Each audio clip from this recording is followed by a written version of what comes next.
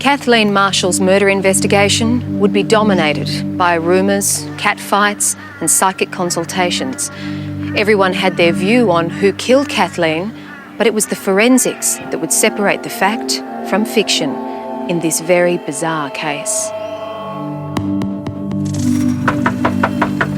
Kathleen!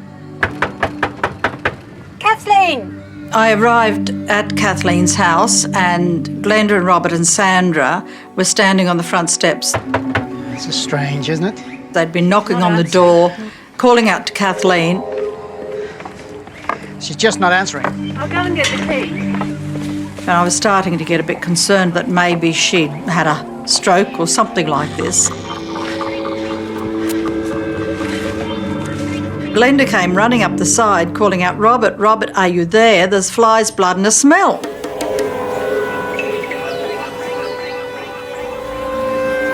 And we went up to Kathleen's surgery. The smell, it was obviously the smell of something that was dead in the surgery. We didn't know what to think, but yet you could see the outline of one arm. And we didn't want to face the fact that it was Kathleen who was dead in the surgery. The grisly scene was discovered late this afternoon. Friends of the woman arrived for a meeting, but no one responded. Then one of the group noticed blood on an outside door. They looked through a window and found more blood on the floor.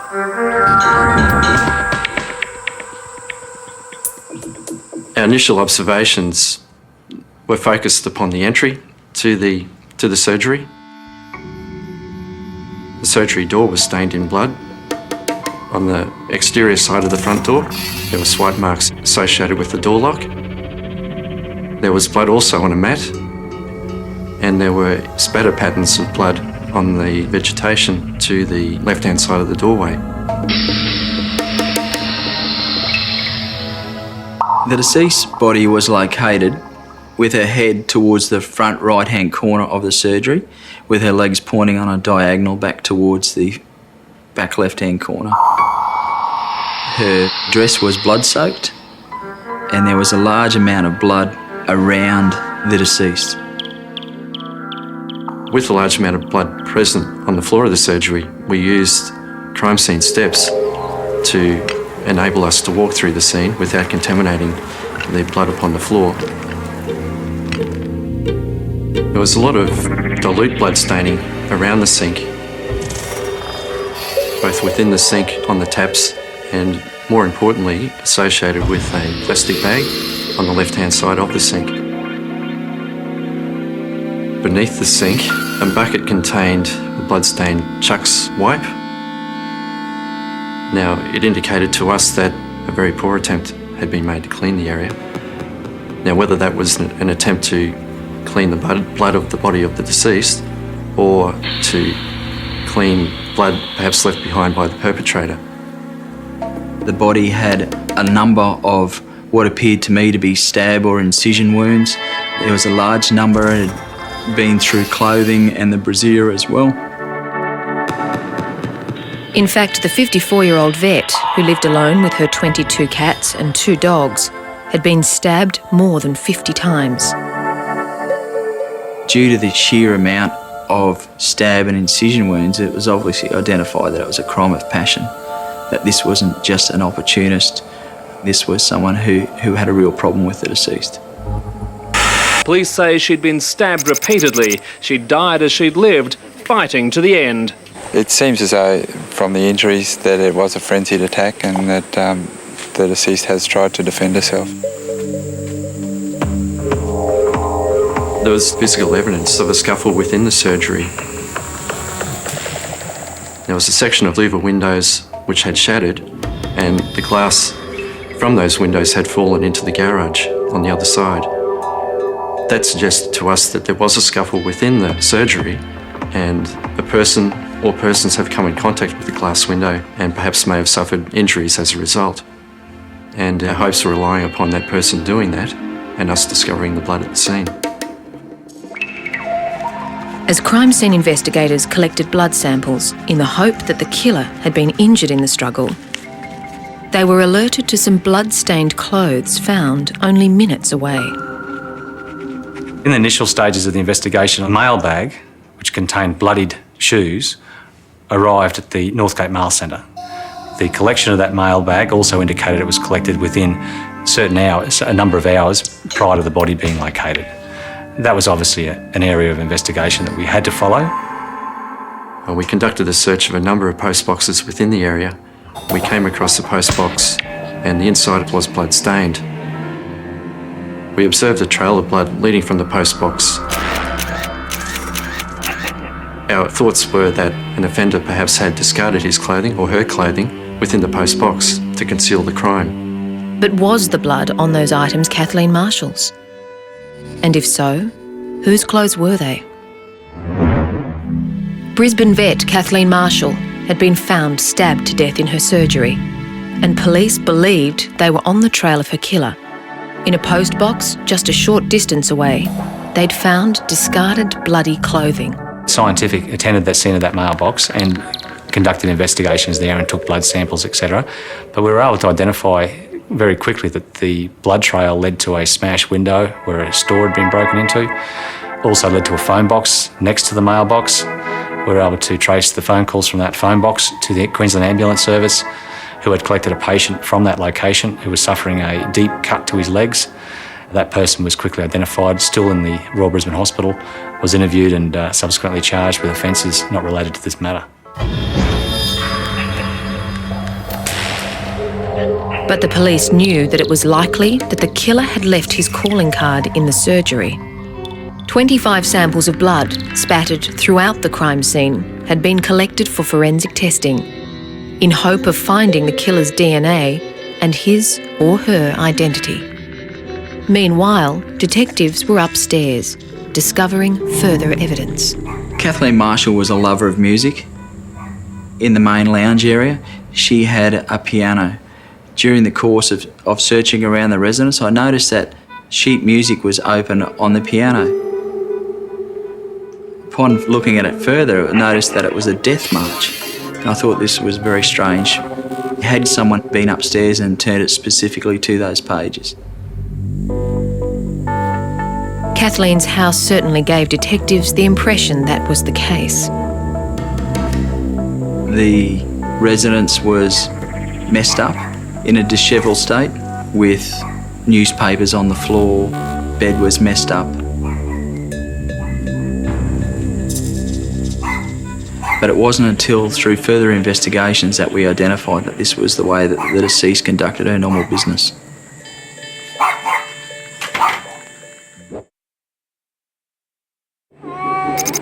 Late today, the animals she'd sheltered were being removed from her home while SES volunteers combed the neighbourhood for a possible weapon or clues.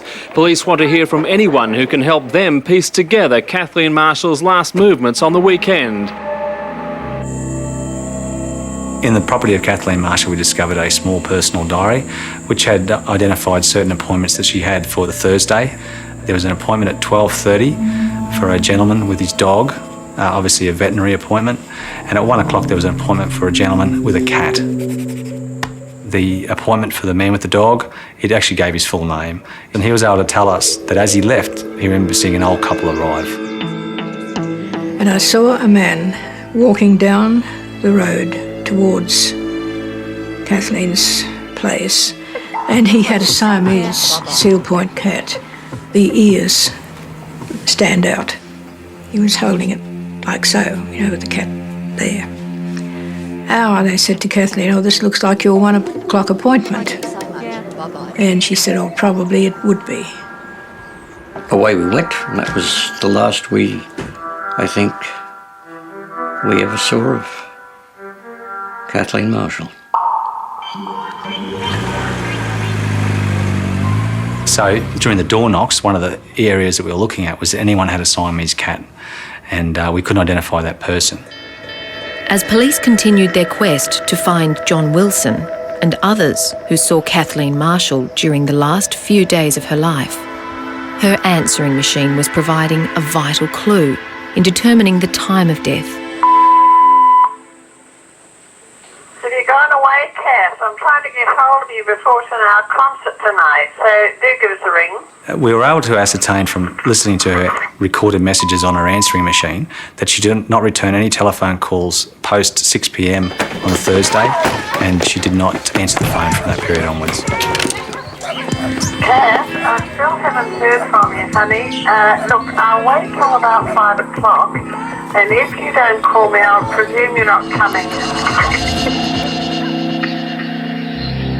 It appeared that Kathleen had been murdered sometime after 6 p.m. that Thursday night. Cartons of milk and newspapers delivered from the Friday onward remained in her front yard. Report was received from the forensic entomologist, which estimated the time of death at somewhere between 9 p.m. on Thursday the 26th of February and 3 a.m. the following morning. So who had the time, opportunity and reason to kill Kathleen?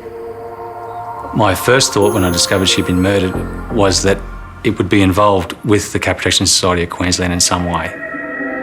Kathleen Marshall was the president of that society, a position that wasn't supported by all of its members. How would you describe the Cat Protection Society? Off the planet. There was no dealing with them. They were just totally fanatical. What has emerged is a story of feline fanatics engaged in bitter brawling. Do you think these very passionate feelings within the society could have led someone to murder? Yes. Quite frankly, yes. The Cat Protection Society of Queensland was larger than I had ever imagined. There was quite a lot of money coming in from bequests, from wills. Most of the money came from wills. There was quite a bit of money. There were 2 bequests coming through. The biggest one, I think, was $350,000.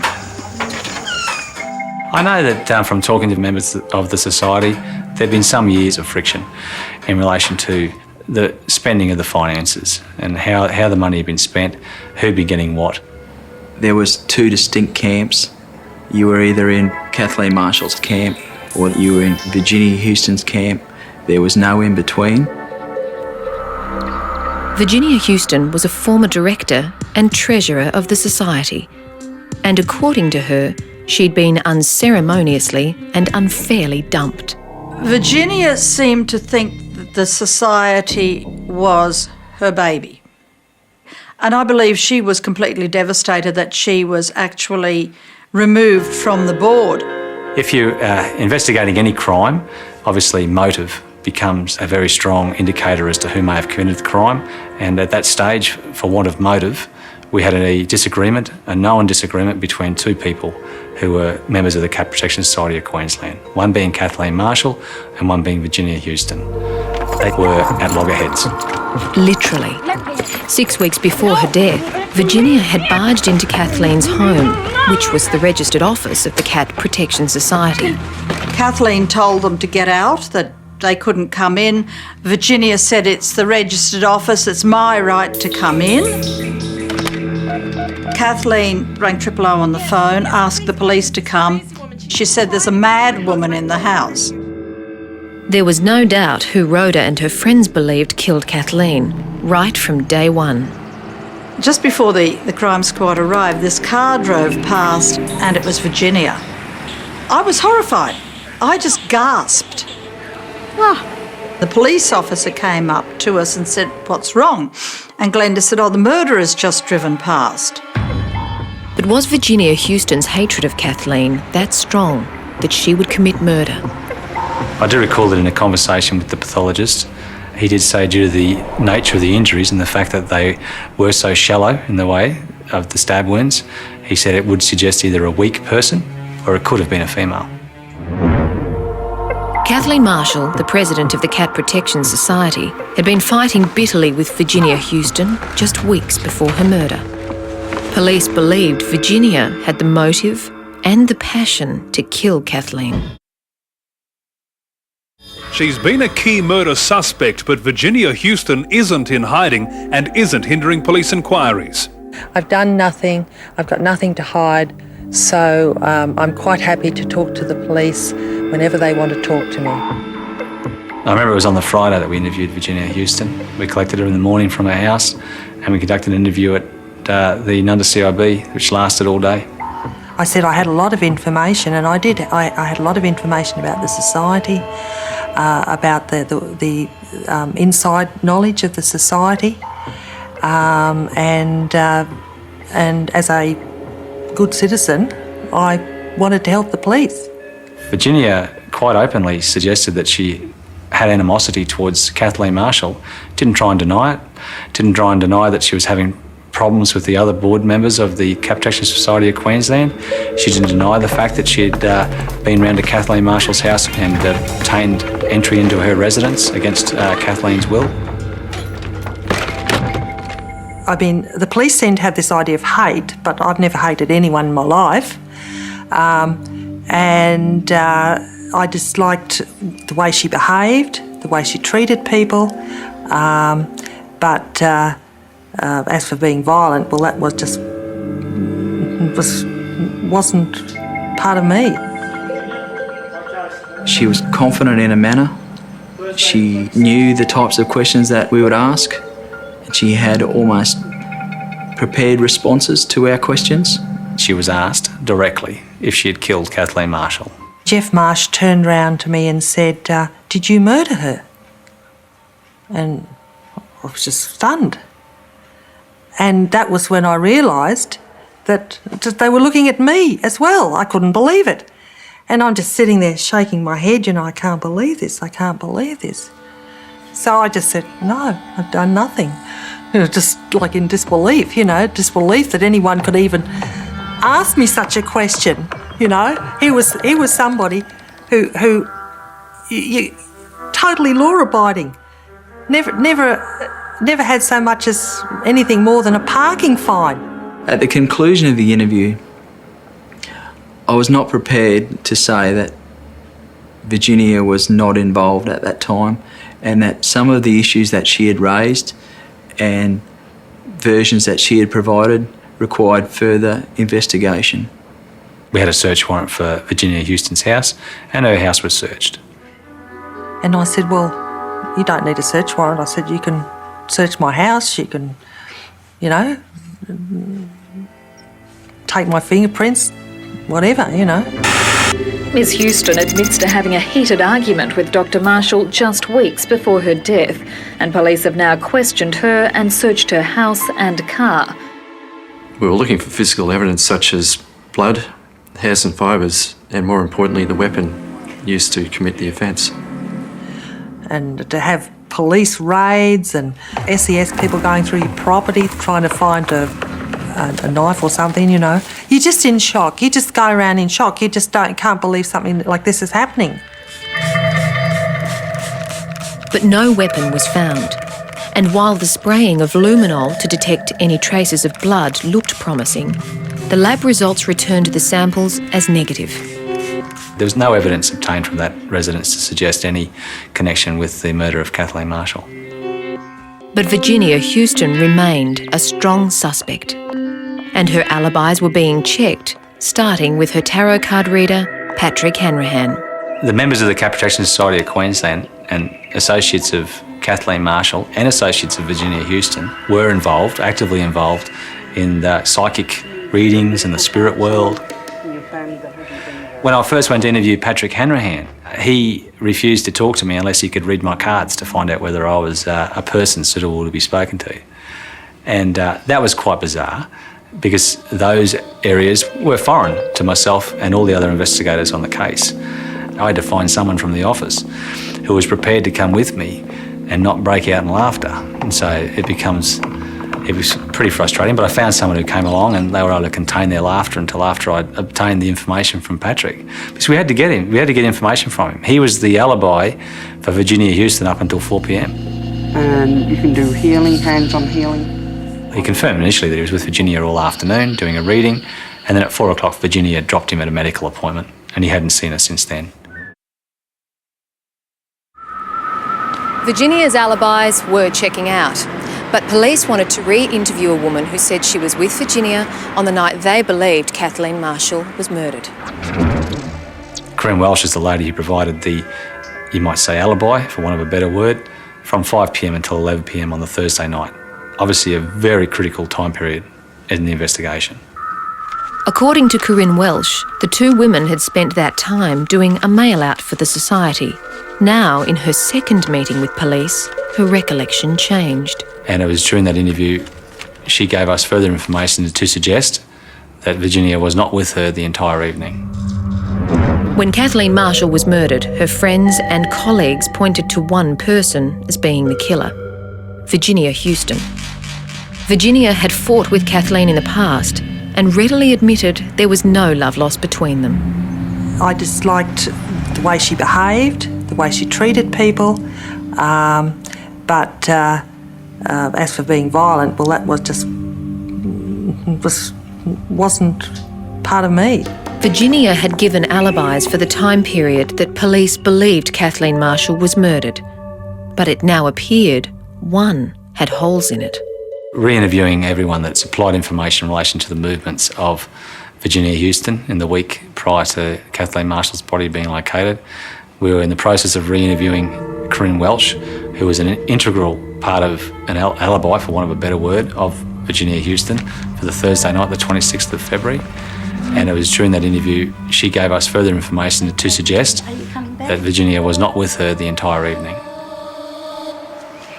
It was the first solid lead detectives had in their case against Virginia Houston, but it wouldn't go very far. A phone call from the forensic laboratory would change the entire direction of the investigation. Whilst we were interviewing Corinne Welsh and we'd established that time frame, or that time gap, Ken Cox rang the office and told us that there was male blood at the crime scene. 5 of the 25 blood samples from the veterinary surgery, including blood found on the cardboard below the shattered louver window, had yielded DNA that wasn't Kathleen's, nor Virginia Houston's, but that of a male. It was rather exciting news to find male blood, but until we link it to somebody, it's of no value. All we're looking for in the early proceedings is male blood with an unknown name attached to it. I thought, well, at least it gives us our investigation a direction to follow now. We have to find a male person who is linked to the deceased in some way, and we had a target. At least we had a target. Police now believe Dr. Marshall was murdered by a male, and that detectives have taken blood from several men connected to the society. As it was male DNA, all men who knew Kathleen were required to give a blood sample, including me, for DNA testing. During this DNA exclusion process, there were approximately 42 persons identified. This was obviously time and labour intensive. In those days we had to take blood. It was in the initial stages of DNA sampling. The blood samples collected from Dr. Marshall's associates will be matched with the results of blood and tissue taken from the murder scene. On the consent form, you had to admit that you're a suspect. The way the consent form was written is, I admit I'm a suspect in the murder of Kathleen Francis Marshall, and I hereby give consent for police to take my blood, hair samples, that sort of thing. That can be a bit confronting to someone who has no involvement at all in the matter and really is only a distant link to Kathleen Marshall. Of course, I was under the suspicion that we were all suspects at first, but we later found out it was to eliminate people from being suspects. When I was asked to give DNA, I realised the last thing you should do is refuse, because that never looks good. And if you give it and everything is kosher and they can come up with the right answer, it means you're in the clear. In fact, the 42 males tested were all clear. And now police were targeting the men in Virginia Houston's life. One was her ex-boyfriend. We found that gentleman at a boarding house in the Fortitude Valley area, and his DNA was requested, and he refused to give his DNA. Now, the detectives at the time had the foresight to observe his movements for a period of time after he declined the DNA sample, and they identified him spitting on the ground. They then captured his DNA from the spit on the ground. So that DNA was taken away. He was still at the boarding house. It'd be a matter of days. We'd be able to either exclude him or say it's him. The very next morning, the boarding house owner had rung us and said that he's just hopped in a taxi cab with his bags packed. We made some investigation and identified that that cab was going to the transit centre. Went across to the transit centre and located this gentleman who'd purchased a ticket under a false name from Brisbane to Sydney. So he obviously becomes a person that now is at the top of the list and very much a person of interest in this investigation. He's male, he knows Virginia Houston, he won't give DNA, and he's trying to leave the state. Brisbane vet Kathleen Marshall had been brutally murdered in her surgery. Virginia Houston had been the prime suspect until investigators discovered male blood at the crime scene. Now they were on the trail of one of Virginia's ex-boyfriends, who had refused to give a DNA sample. We then take him into custody, interview him, and after a short amount of time he volunteers his DNA, his fingerprints, his clothes and his bag. And he said, you can test it all, there'll be no blood on it. I'm not involved in this crime in any way, shape or form. Unfortunately, the DNA that came back from he did not match the crime scene, and there was nothing on the clothes to indicate that he'd been anywhere near the deceased's house. So therein ended that line of investigation. But these things take time. That takes a number of days to sort out. So we move on.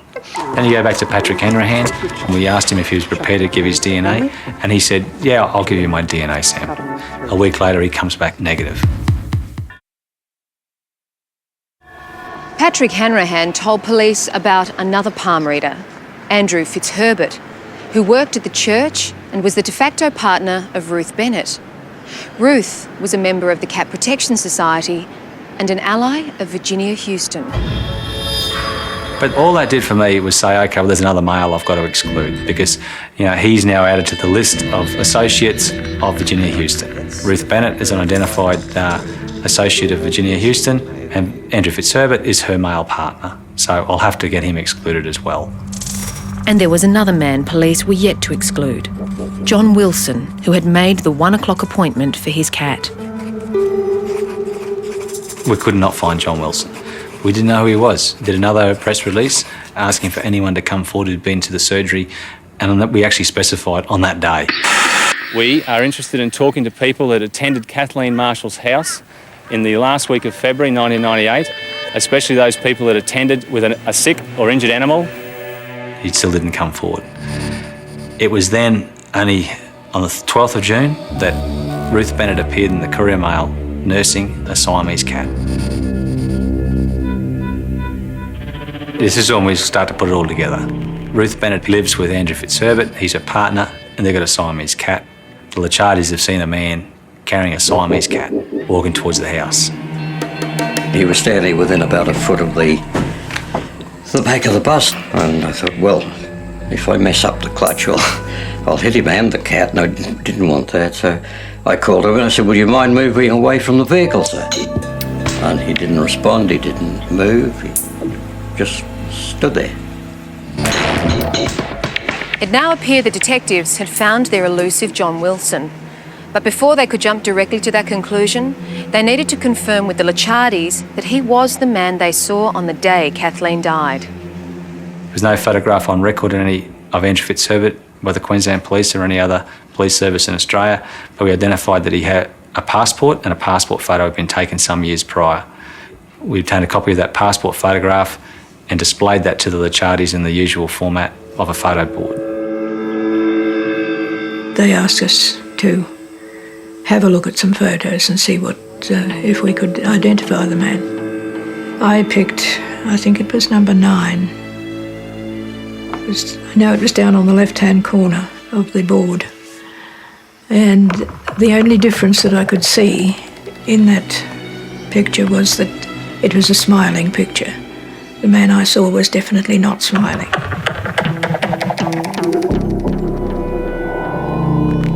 Mrs. Licciardi was able to identify Andrew Fitzherbert from the photo board as the person that she had seen outside Kathleen Marshall's residence on Thursday the 26th of February.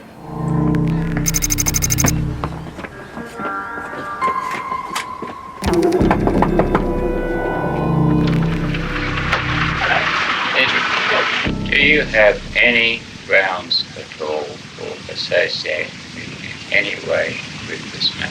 Have you had contact with Kathleen Marshall? No. Have you ever met Kathleen Marshall at all under any circumstance? All I know of I have met Virginia Houston. I know Virginia Houston fairly well. Have you ever been to Kathleen Marshall's street or to her house? I don't even know where she lives. Have you ever spoken to her over the telephone? No. That denial was key information for the detectives.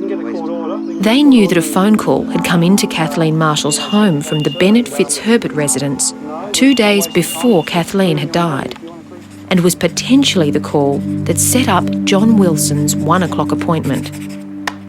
We stated that we had direct links between his residence and Kathleen Marshall's residence on the days prior to. He denied this, and we again reiterated that we had the links through phone records. At this point, he began to physically shake almost to the point where it was uncontrollable. I haven't met the woman. Yeah, that's right. That's fine, Andrew. No, and that's the case. You're a person that has nothing to lose and everything to gain. And Andrew, all that we're asking you to do is supply a specimen to eliminate you from our inquiries. That's it. That's the bottom line. Got to test Andrew because he made an application to join the Cat Society and he was rejected. So they caused nothing Well, Ruth, we don't know. I have heard of that. Ruth, we've got alibis for the whole weekend. I appreciate that. I appreciate that. But all I'm saying is we can finish this up in a few minutes. That's all that we're saying to you, Ruth. Well, I think I'm going to say no. No, I am not going to give you samples. I will give you samples if and when. I'm not going to give you samples. It's as simple as that.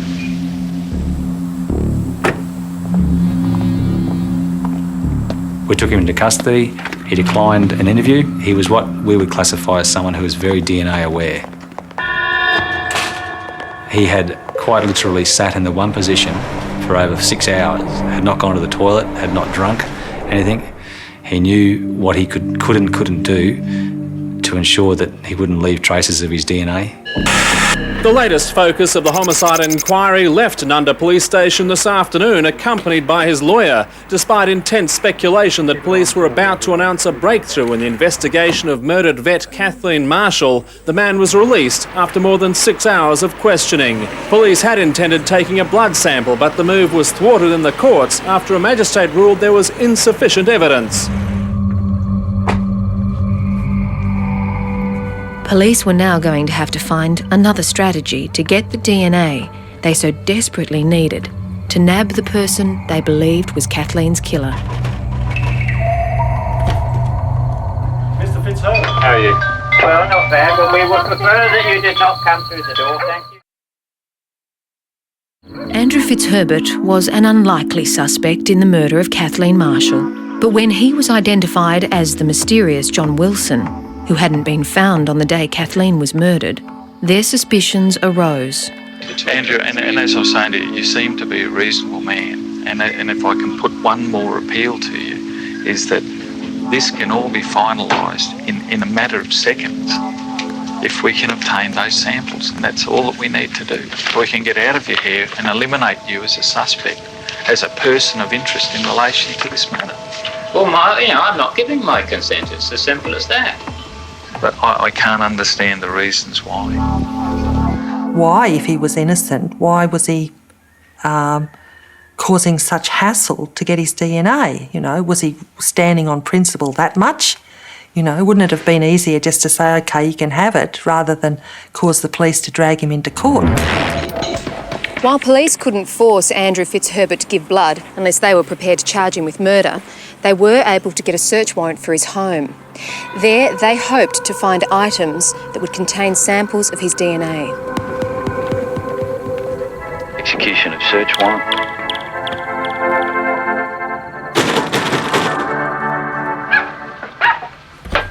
We have a warrant to execute. We'd appreciate if you could put the dog into that for us while we search the house. Hello, Mr. Fitzherbert. How are you? Well, not bad, but we would prefer that you did not come through the door, thank you. Okay, Mr. Fitzherbert, what's happened is we've got a search warrant for these premises. A search warrant for the premises. He was quite surprised to see us. He didn't seem prepared for the fact that we'd come armed with a search warrant and were looking for personal items. Yes, in other words, you have a right to remain silent. You understand that? Yes. You have the right to contact the solicitor if you wish. Daddy, can't you shut that door? Ruth Pennant was abusive towards us. She wasn't happy at all that we were there. We'd already been with her de facto for some 8 hours that day. We'd failed in a court attempt to obtain his DNA through legal means, and she believed this was just nothing more than a case of police harassment. During the course of the search, we took possession of a number of personal items which related directly to Andrew Fitzherbert. These items included his hairbrush, his toothbrush, his pillowcase, his sheets, his socks, his coffee cup, and a hanky which he had in his pocket. Among those items, it was the last. Fitzherbert's handkerchief held the DNA evidence that put him at the crime scene. You've been investigating a matter like this for some months, trying to identify who the DNA belonged to. We now had an identification. So obviously he had to justify his DNA being at a crime scene. Andrew Richard Fitzherbert was first arrested 2 days ago for refusing a police bid to obtain a blood sample for DNA testing. But the 49-year-old was released after a court ruling found police could only demand blood if he was arrested for the murder. That happened early this morning when he presented himself at Brisbane Watch House with a lawyer. While a handkerchief was an indication they had the right man, it could be argued that it was used by someone else. But now, with the charge of murder, police could insist on a blood sample from Fitzherbert for comparison testing.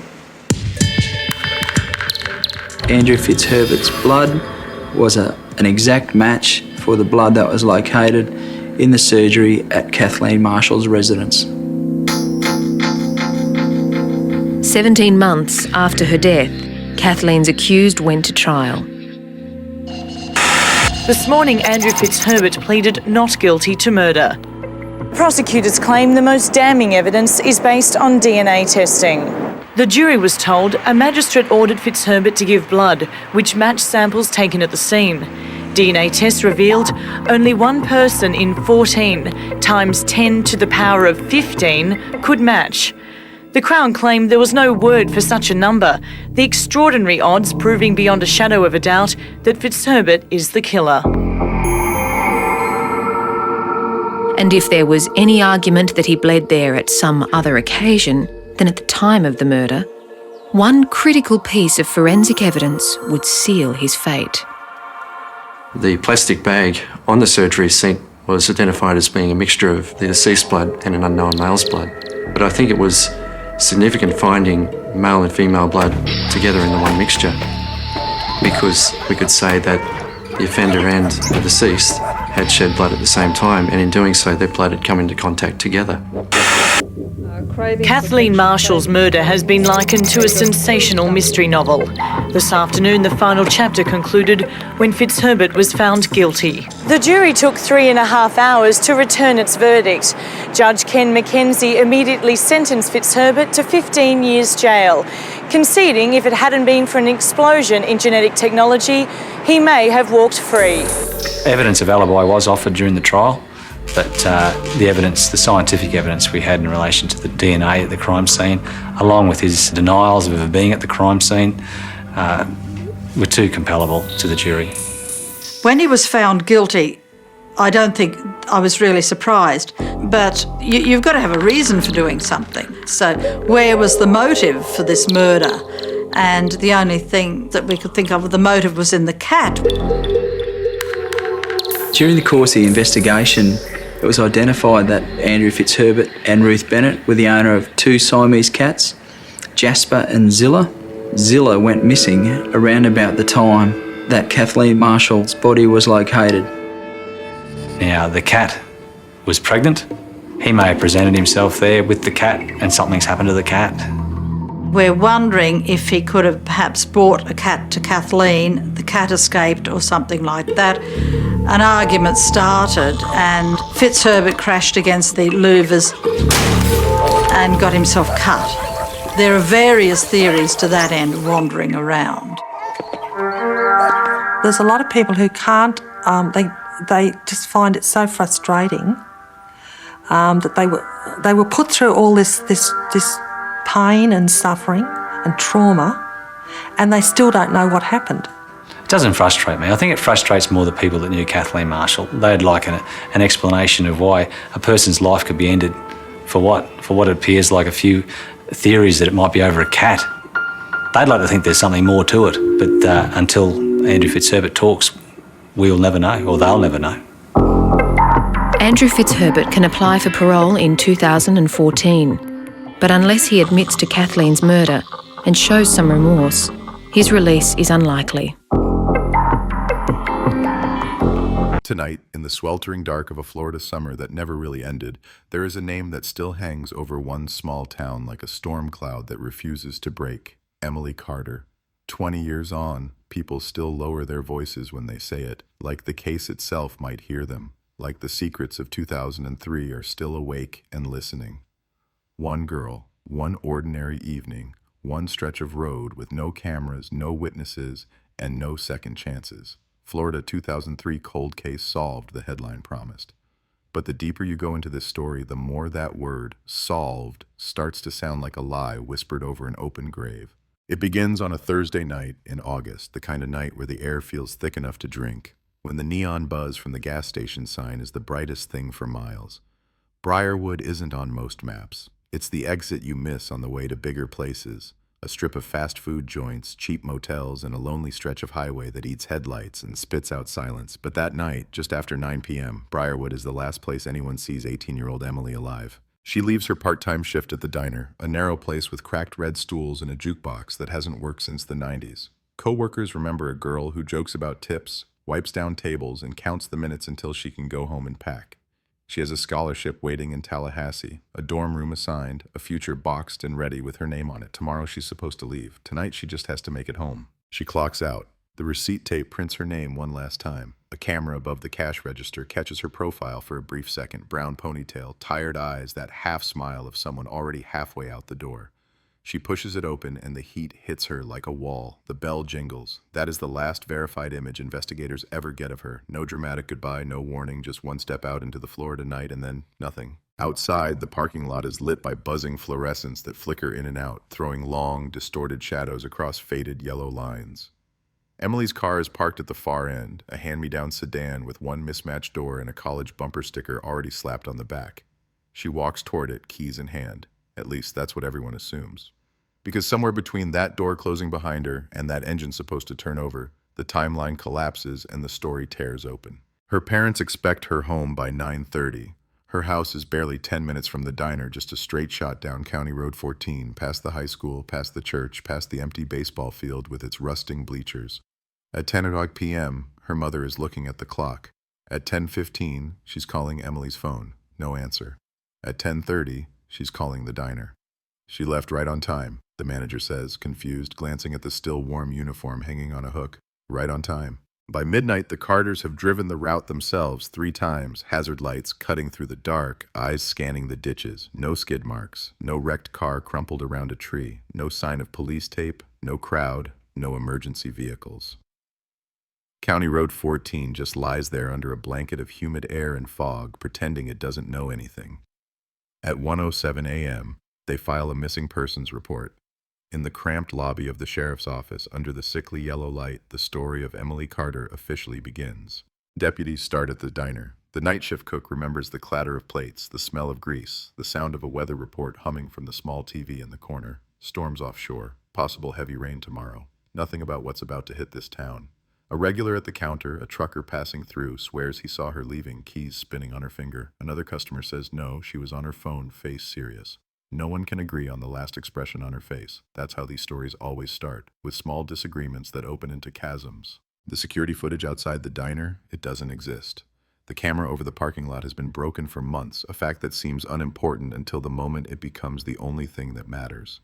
The gas station next door has cameras, but they only cover the pumps and the front door. The angle misses the shared strip of asphalt where Emily's car sat that night, somewhere just outside the frame, just out of sight. It's as if the town watched her walk to the edge of what it could see and then shrugged, blind to everything that came after. They find her car the next morning, not on the road home, not hidden in some ditch, parked neatly, perfectly behind the old abandoned citrus warehouse off Route 9, a place teenagers use for dares and bored deputies use to scare rookies with ghost stories.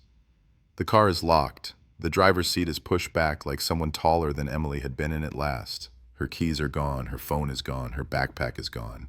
But on the passenger seat, folded so carefully it feels more like a message than an accident, lies her work apron. The scene doesn't make sense. No sign of a struggle, no blood, no broken glass. It's the kind of void that investigators hate. They can work with chaos. They can map a fight, a broken window, a jagged line of events. But this is absence. This is a silent, deliberate erasure. It looks less like a crime scene and more like someone decided to press pause on a life and walk away with the remote. Deputies fan out, canvassing the area, knocking on the doors of scattered trailers and tired one-story houses sunken into the sandy ground.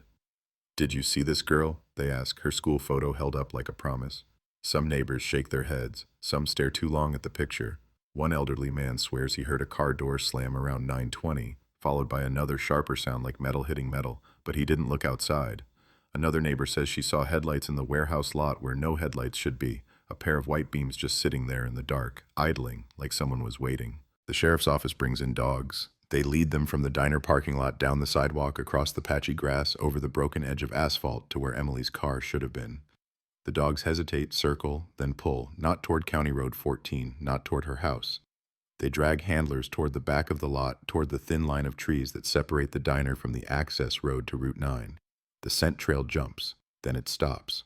Right at the edge of the woods where tire tracks, old, new, impossible to untangle, crisscross like veins under the dead leaves. By the third day, the town is no longer pretending this is a misunderstanding. Missing posters bloom on telephone poles and convenience store doors. Emily's smile staring out from curling paper that warps in the humidity.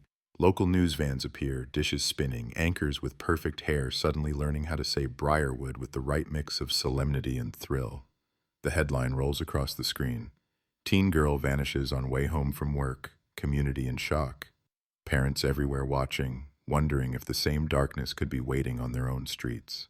The sheriff stands in front of a podium, sweat gleaming on his forehead, insisting they are following every lead. They talk to everyone at the diner. They talk to friends, teachers, ex-boyfriends, family members, anyone who might have seen, heard, or thought anything. They go over her phone records, last call to her best friend at 8:42 p.m., a text to her mother at 8:55. Closing now, be home soon. After that, the digital trail goes dead. No outgoing calls, no answered rings. It's like whoever took her stepped not just into her path, but into the signal itself, cutting off every line that connected her to the world. Rumors move faster than patrol cars. Some say it was a stranger, a passing trucker who watched her from the counter and followed her into the dark. Others whisper about someone closer, someone who knew her routine, knew her schedule, knew exactly when she would cross that parking lot alone. An ex-boyfriend is dragged under the hot light of suspicion.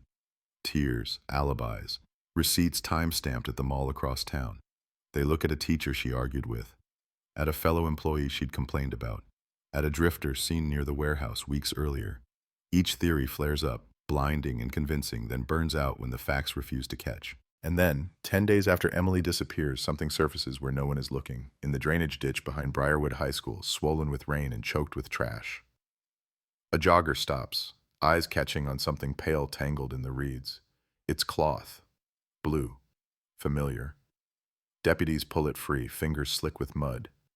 It's a backpack. Emily's backpack. Her name is written inside the flap in thick black marker. The textbooks inside are warped and wet. Her notebook is ruined, words bled into a gray, unreadable blur. The backpack hits the evidence table with a wet slap, water dripping onto the linoleum floor in a thin, dirty stream. Detectives stand around it like it's a bomb that might go off if they breathe too loud. It shouldn't be here. It shouldn't be behind the high school. If whoever took Emily wanted to hide it, they could have done better. If they wanted it found, they chose their stage carefully.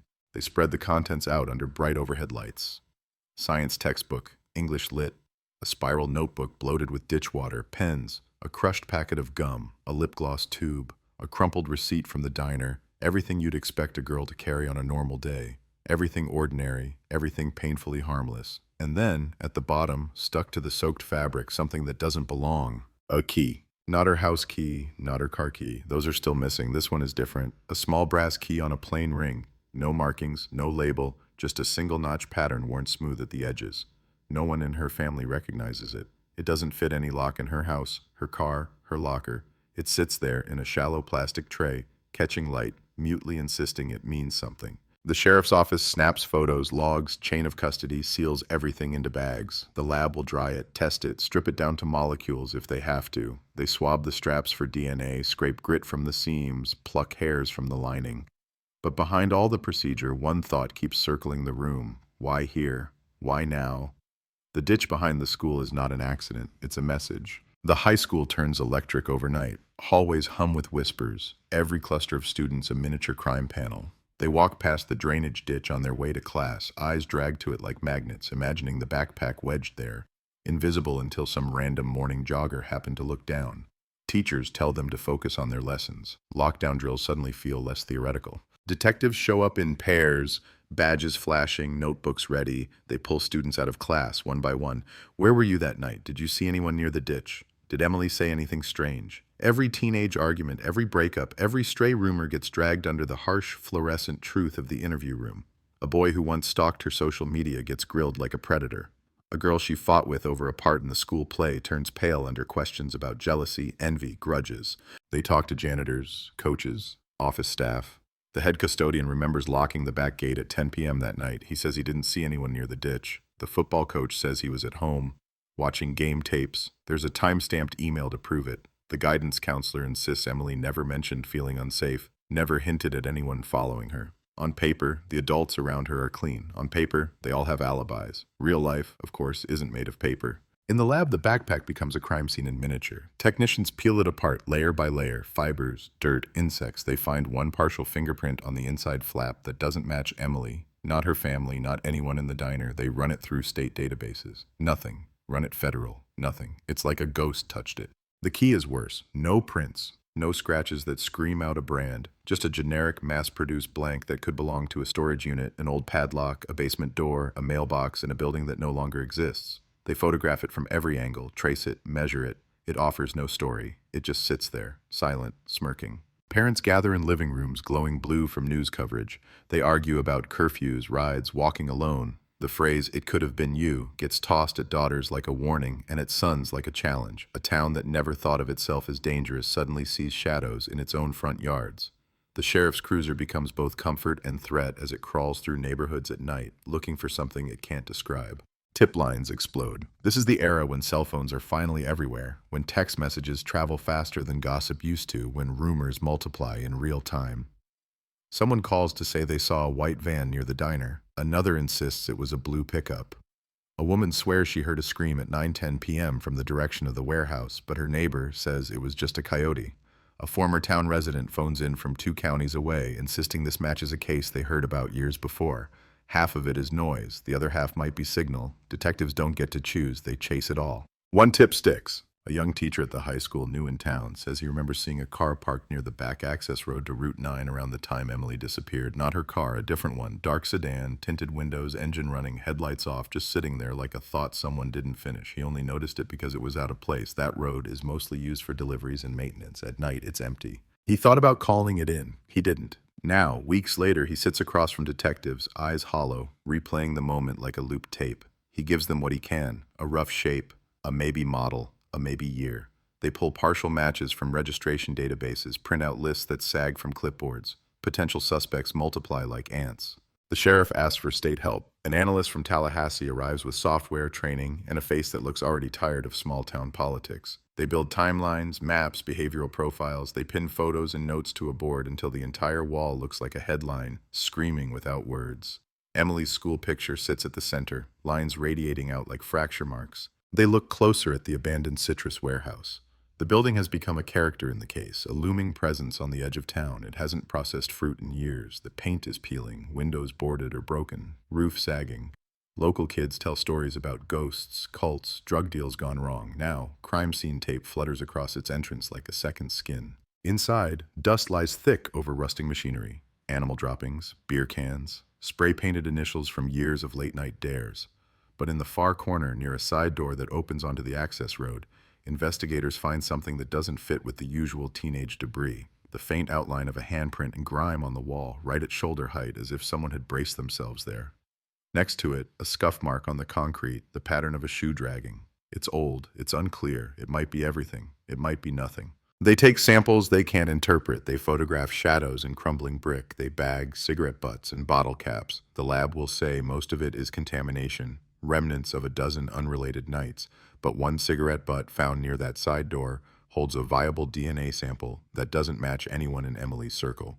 Another ghost profile added to the growing collection of anonymous ghosts clustered around her disappearance. Weeks grind into months. The search parties stop. The news vans move on to fresher tragedies. The posters fade, edges curling, colors bleaching under the sun. There are vigils, candles flickering in paper cups, prayers whispered into the thick night air. There are Facebook pages, comments from strangers, digital sympathy that feels weightless and huge at the same time. The sheriff's office keeps a box on a shelf labeled Carter Emily open. Inside, the weight of unanswered questions grows heavier even as the stack of new leads grows thinner. Every so often something flares. A call from a truck stop 2 states away. A girl seen in the bathroom, shaken, looks like the missing photo. Deputies contact local law enforcement there. They pull surveillance footage. It's not her. Another tip from a neighboring county about a shallow grave found in the woods. For a full day, Briarwood holds its breath, imagining the worst kind of closure. Dental records say it's someone else. Relief and grief twist together in a knot that doesn't untie. Investigators start looking backward instead of outward. They re-examine Emily's life with a microscope, looking for patterns they missed. Grades, activities, friends, enemies, diaries, emails, old chat logs on clunky instant messaging platforms. They pull search history from the family computer, sifting through homework queries, college info, song lyrics, until they find one search term that gnaws at them. How to disappear and start over. It's time-stamped 2 months before she vanished. Her parents swear they have no idea why she looked that up. Her friends say it sounds like a joke, something you type on a bored afternoon. The detective reading it knows teenagers Google all kinds of dark, dramatic phrases without meaning them. Still, the line goes into the file, underlined twice. It becomes a small, quiet weapon that skeptics of the abduction theory will use again and again. One detective, a woman named Ruiz, refuses to let that search term shift the narrative. She has walked the distance from the diner to the spot where the dogs lost the scent more times than she can count. She knows the feel of the cracked sidewalk under her shoes, the way the streetlights leave pockets of pure black in between their circles of safety. In her mind, she can see it, a car pulling up, a voice calling, a question asked, a door opening. She doesn't know whose voice, she doesn't know what question, but in every version, Emily doesn't vanish by choice. She is taken. Ruiz starts building a smaller, more personal board in her own office, not the official one with pinned evidence and press clippings, but a private map of hunches. She circles 3 names, then crosses one out, then writes another in different ink. People who were in the right place at the wrong time. People who lie badly. People who lie well. A former diner employee who moved away abruptly. A mechanic whose receipts don't exactly match his story. A volunteer searcher who seemed too eager, too present, who talked more about being on camera than about finding a girl. But any time she pushes too hard, she hits the same wall. No physical evidence, no witness willing to stand on the record, no confession in the middle of the night. All she has are feelings, and feelings don't survive cross-examination. Time starts grinding its slow teeth against the case. By the 1-year mark, the headline changes tone. The anniversary brings new coverage, but less urgency. Still missing, the anchors say, their voices softer, practiced. The words, possible foul play, are replaced with phrases like, no closure, lingering questions, cold case. That last one lands with a heavy finality, like a door closing halfway and sticking there. The sheriff's office, under pressure, calls in the FBI for a consultation. Agents in dark suits and practiced poker faces sit in a conference room and go through the file from top to bottom.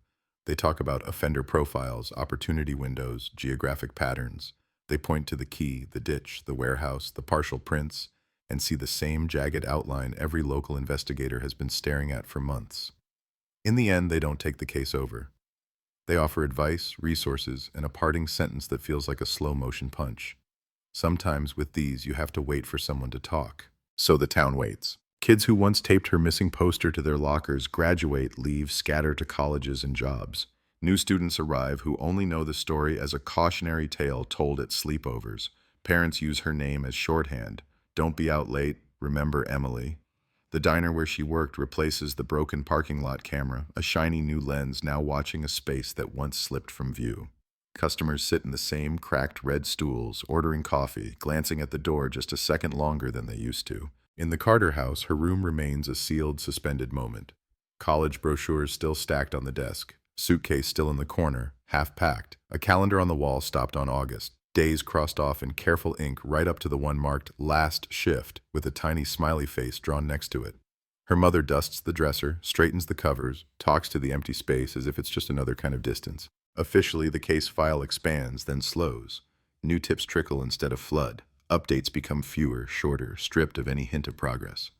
Unofficially, the case never really stops.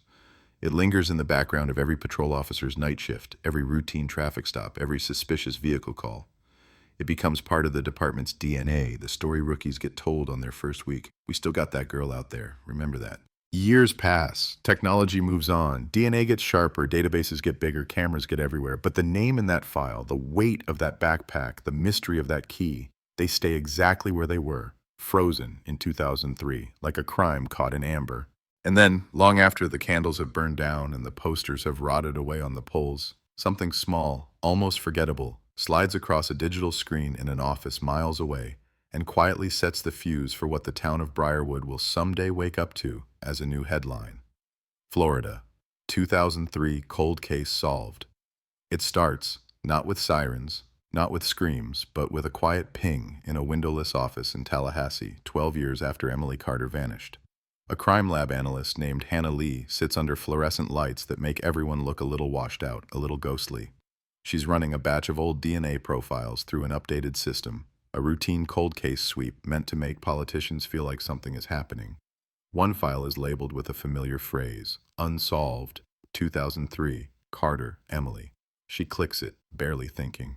The system hums, churns, cross-checks against a swollen database of felons, arrestees, parolees, and the long list of people who have left part of themselves on a swab in custody. For years, the result has been the same single word, no match.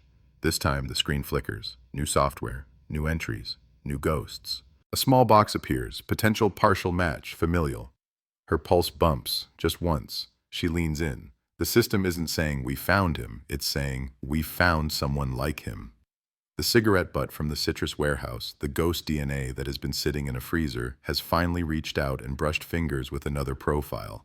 Not a perfect overlap, but close enough to whisper, family. Hannah runs it again to be sure. Same result. The match is to a man picked up 6 months ago on a DUI in Jacksonville, named Daniel Ross. Mid-30s, no violent record, just alcohol, bad decisions, a mugshot with unfocused eyes. His DNA was taken when he was booked, checked against the system, filed away. No one thought about him again, until now. She prints the report, the paper curling warm in her hand.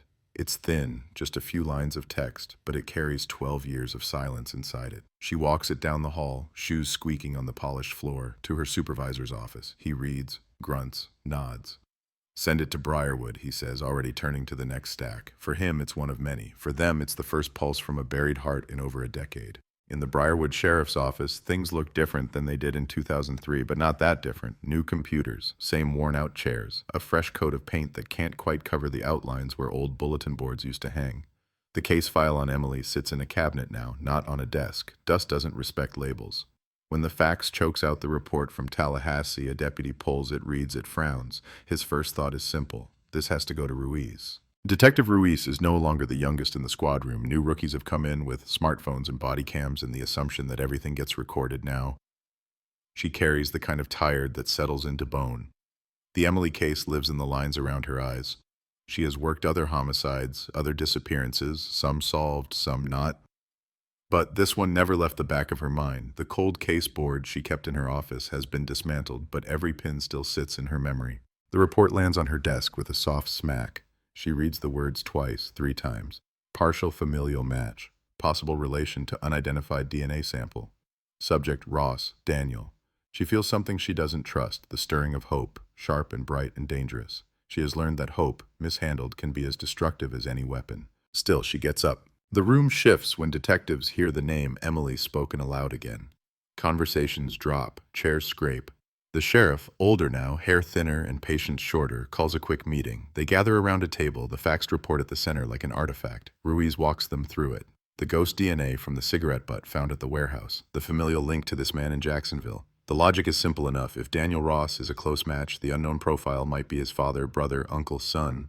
Blood connects them, even if time and distance don't. So we bring him in, the sheriff says. We see what he knows. Ruiz nods, but she's already thinking beyond that. How did a man with ties to their ghost end up leaving his DNA in Jacksonville 12 years later? Has he been here before? Did he grow up nearby? Has his family tree ever brushed the edges of Briarwood? She pulls up databases, runs his name through property records, school enrollments, employment histories. In cold cases, the computer becomes another detective, quieter but relentless. What she finds makes her stomach tighten. Daniel Ross lived in Briarwood as a teenager, briefly, sophomore year at the high school. Transferred mid-year, left before graduation. Old yearbook photos confirm it. There he is, younger, thinner, hair longer, standing 3 people over from Emily in a crowded class picture. They aren't together, they aren't touching, but they are in the same frame, frozen side by side under cheap gym lighting, looking at a future neither of them will get to live. It's coincidence. It's also a connection. Bring him in is right, Ruiz says, holding up the printed photo. Because this kid, he walked the same halls she did. The drive to Jacksonville is 3 hours of flat highway and faded billboards. Ruiz takes a younger detective, Morales, who grew up in the era of podcasts about unsolved crimes and knows the Carter case more as legend than file. He sits in the passenger seat, flipping through copies of old reports, the weight of what they're chasing finally starting to sink in. If this pans out, he says quietly, that's the headline, right? Florida 2003 cold case solved. Ruiz keeps her eyes on the road. Headlines like that lie, she says. Let's just get the man in the chair. Jacksonville PD is cooperative, curious. They know the rough outlines of the case. Missing girl, small town, no body, no closure. They give Ruiz an interview room, a coffee that tastes like burnt rubber, and a man who looks older than his driver's license says he should. Daniel Ross walks in with a shuffle, the hangdog slump of someone who has already spent a lot of time apologizing for his own life. He's not handcuffed. This is voluntary for now. Ruiz studies him as he sits. The jawline is the same as the yearbook photo, blunted by time. The eyes are dulled, but they flicker with something when she introduces herself and says the name Emily Carter. Recognition? Confusion? Fear? It's hard to read. Morales hits record on the small device in the center of the table. The red light glows. A new chapter begins. Mr. Ross, Ruiz starts, voice calm, measured. We're looking at an old case, from back when you lived in Briarwood. A girl went missing, 18, worked at the diner. You might remember the name. He swallows. Everyone remembers that name, he says, voice cracking just a bit. Emily, yeah, I remember. She nods, keeps it neutral. You went to the same school. You were in the same grade, I guess. He shrugs, a defensive twitch. I didn't know her. Not really. I mean, I knew of her. Everybody did. She was, smart, going to college, one of the good ones. Ruiz slides the yearbook copy across the table. You're in the same picture. He glances half a second. Yeah, that's me. His finger taps his own face, not hers. I was only there a few months. My mom moved us around a lot. Didn't really make friends. She lets the silence sit for a moment. The good suspects fill silence with lies. The better ones let it breathe. We got a hit, she says finally, on DNA from a cigarette butt found at a place connected to her disappearance. The lab says it's likely from a relative of yours. He stiffens. The words hit him like a slap. A relative? Like who? That's what we're here to find out, Morales says. We need to talk about your family, Mr. Ross. Your father, brothers, uncles, anyone who might have been around Briarwood in 2003. He starts talking, at first in short bursts, then in longer, messy streams. His father, Earl Ross, long-distance trucker, gone more than home, a man who lived on the road and in motel rooms, collecting cash and grudges. A brother, Kyle, older, meaner, in and out of trouble. An uncle, Wayne, a name that comes out in a mutter like it tastes bad. Did they ever come visit when you lived in Briarwood, Ruiz asks. Stay with you? Come through town on a run? Dad did. Daniel rubs his forehead. Couple times. Picked me up from school once. We got pizza. He hated Briarwood, said it was one gas station away from dying. A bitter laugh. Kyle never came. He was in juvie then. Uncle Wayne? I don't know. Maybe. He bounced around Florida, worked odd jobs, roofing, construction, stuff like that. Do you smoke? Morales asks. Daniel looks up confused. What? No, never liked it. Dad did, a lot. Wayne too. The cheap stuff. Reeked up the house. Ruiz slides a photo from the warehouse scene across the table. The grainy shot of the corner near the side door. The ghost of a handprint on the wall. This place mean anything to you? She asks. He squints. No, what is it? An old citrus warehouse near Briarwood. Teens used to hang there. Party. You ever go? He shakes his head. I told you, I didn't hang out. Didn't get invited. She watches his hands. They tremble, but it could be nerves or withdrawal. He's not their ghost. The lab says he's the echo. They take his statement, his family tree, the names of everyone he can remember sharing a house, a car, a backyard barbecue with. They swab his cheek again, confirming what the computer already knows. He is biologically close to whatever shadow left DNA at that warehouse. When the interview is over, he walks out with a strange look, as if a piece of his past has just been lifted and turned over, exposing something rotten he never knew was there. Back in Briarwood, the names he gave start to move through databases like stones dropped in still water. Earl Ross, Wayne Ross, Kyle Ross. Address histories light up maps across Florida and neighboring states. One dot hovers near Briarwood in the summer of 2003, a rental trailer off Route 9. Listed occupant, Wayne R. Ross. Ruiz stares at the screen. Got you, she whispers, though she knows that in cases like this, got you is a dangerous phrase. What she really means is, I see your outline now. They pull old utility records. A rusty paper trail emerges. Wayne paid cash at a check cashing place for a few months, then vanished. No forwarding address. The trailer park manager remembers him vaguely. Mid-40s, quiet, mostly kept to himself, drove an old primer gray sedan, smoked on the steps at night. Did some work at the warehouse back when it still ran, the manager adds casually. Knew that area real well. The citrus warehouse, again. The temperature in the station shifts. Deputies start speaking the name Ross with the same caution they used for Carter. The sheriff authorizes surveillance on any current addresses tied to Wayne. There aren't many. One possible hit in a neighboring county, a P.O. box, a storage unit in an industrial park baking under the sun. That last one snags Ruiz's attention hard. A storage unit, a key, a small brass key with no label, no lock to call home. She goes to the evidence room, signs out the old key, holds it in her palm. It's lighter than she remembers, its edges worn smooth by fingers that are not Emily's. For years it has existed as a symbol of the unknown. Now it feels like it might finally be a door. At the storage facility, the air smells like hot dust and oil. Rows of roll-up doors stretch in both directions, identical, locked, anonymous. The manager, sweating through his polo shirt, scrolls through paperwork, nervous under the weight of badges and the word homicide. Unit 117, rented under the name W. Ross. Cash payments, sporadic, no activity logged in months, maybe longer. I mean, people just leave their junk sometimes, the manager says, trying to sound casual, failing. We auction off abandoned units. This one was getting close. Not today.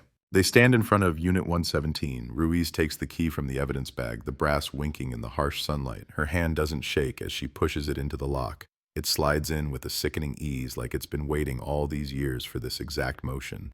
She turns. The tumblers click. The padlock pops open.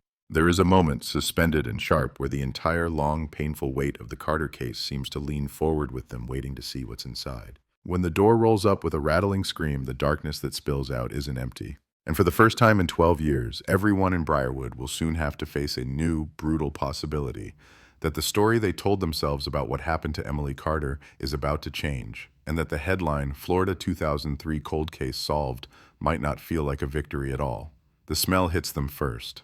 Not rot, not death, at least not yet, but the stale, sour breath of a box that hasn't been opened in a very long time. Hot dust, plastic, something chemical, something faintly metallic. Light spills in under the rolling door, cutting a bright rectangle across the concrete. For a moment, no one moves. Guns are drawn, but they're not expecting a threat with a pulse. They're expecting ghosts. Clear, a deputy calls, stepping inside, beam of his flashlight slicing through the dim. No movement, no bodies, just objects, shapes waiting to become evidence. The storage unit isn't packed to the ceiling like in TV shows. It's sparse. That's worse. A folding table, 2 plastic storage bins stacked on top of each other, a metal shelving unit against the back wall with 3 cardboard boxes carefully labeled in blocky handwriting, a single chair in the center of the space facing the door like someone used to sit here and watch nothing. Ruiz feels her heartbeat climb her throat. She holsters her weapon, pulls on gloves. The key is still warm in her palm as she slips it back into the evidence bag.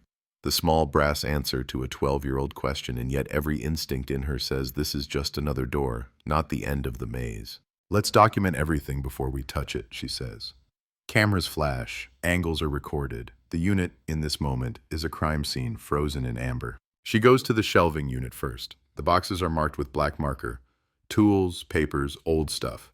Normal words, plain and boring. That alone feels like misdirection. She lifts the lid on the first box. Rusted wrenches, screwdrivers, a hammer, tape measure, nothing unusual, nothing illegal, just the bones of handyman work, the kinds of things a man might keep if he picked up odd jobs in towns that forgot him as soon as he left. Second box, folders, utility bills, receipts, pay stubs from half a dozen companies no one remembers, a rolled up map of Florida, edges torn, highways highlighted in different colors. She unrolls it on the table.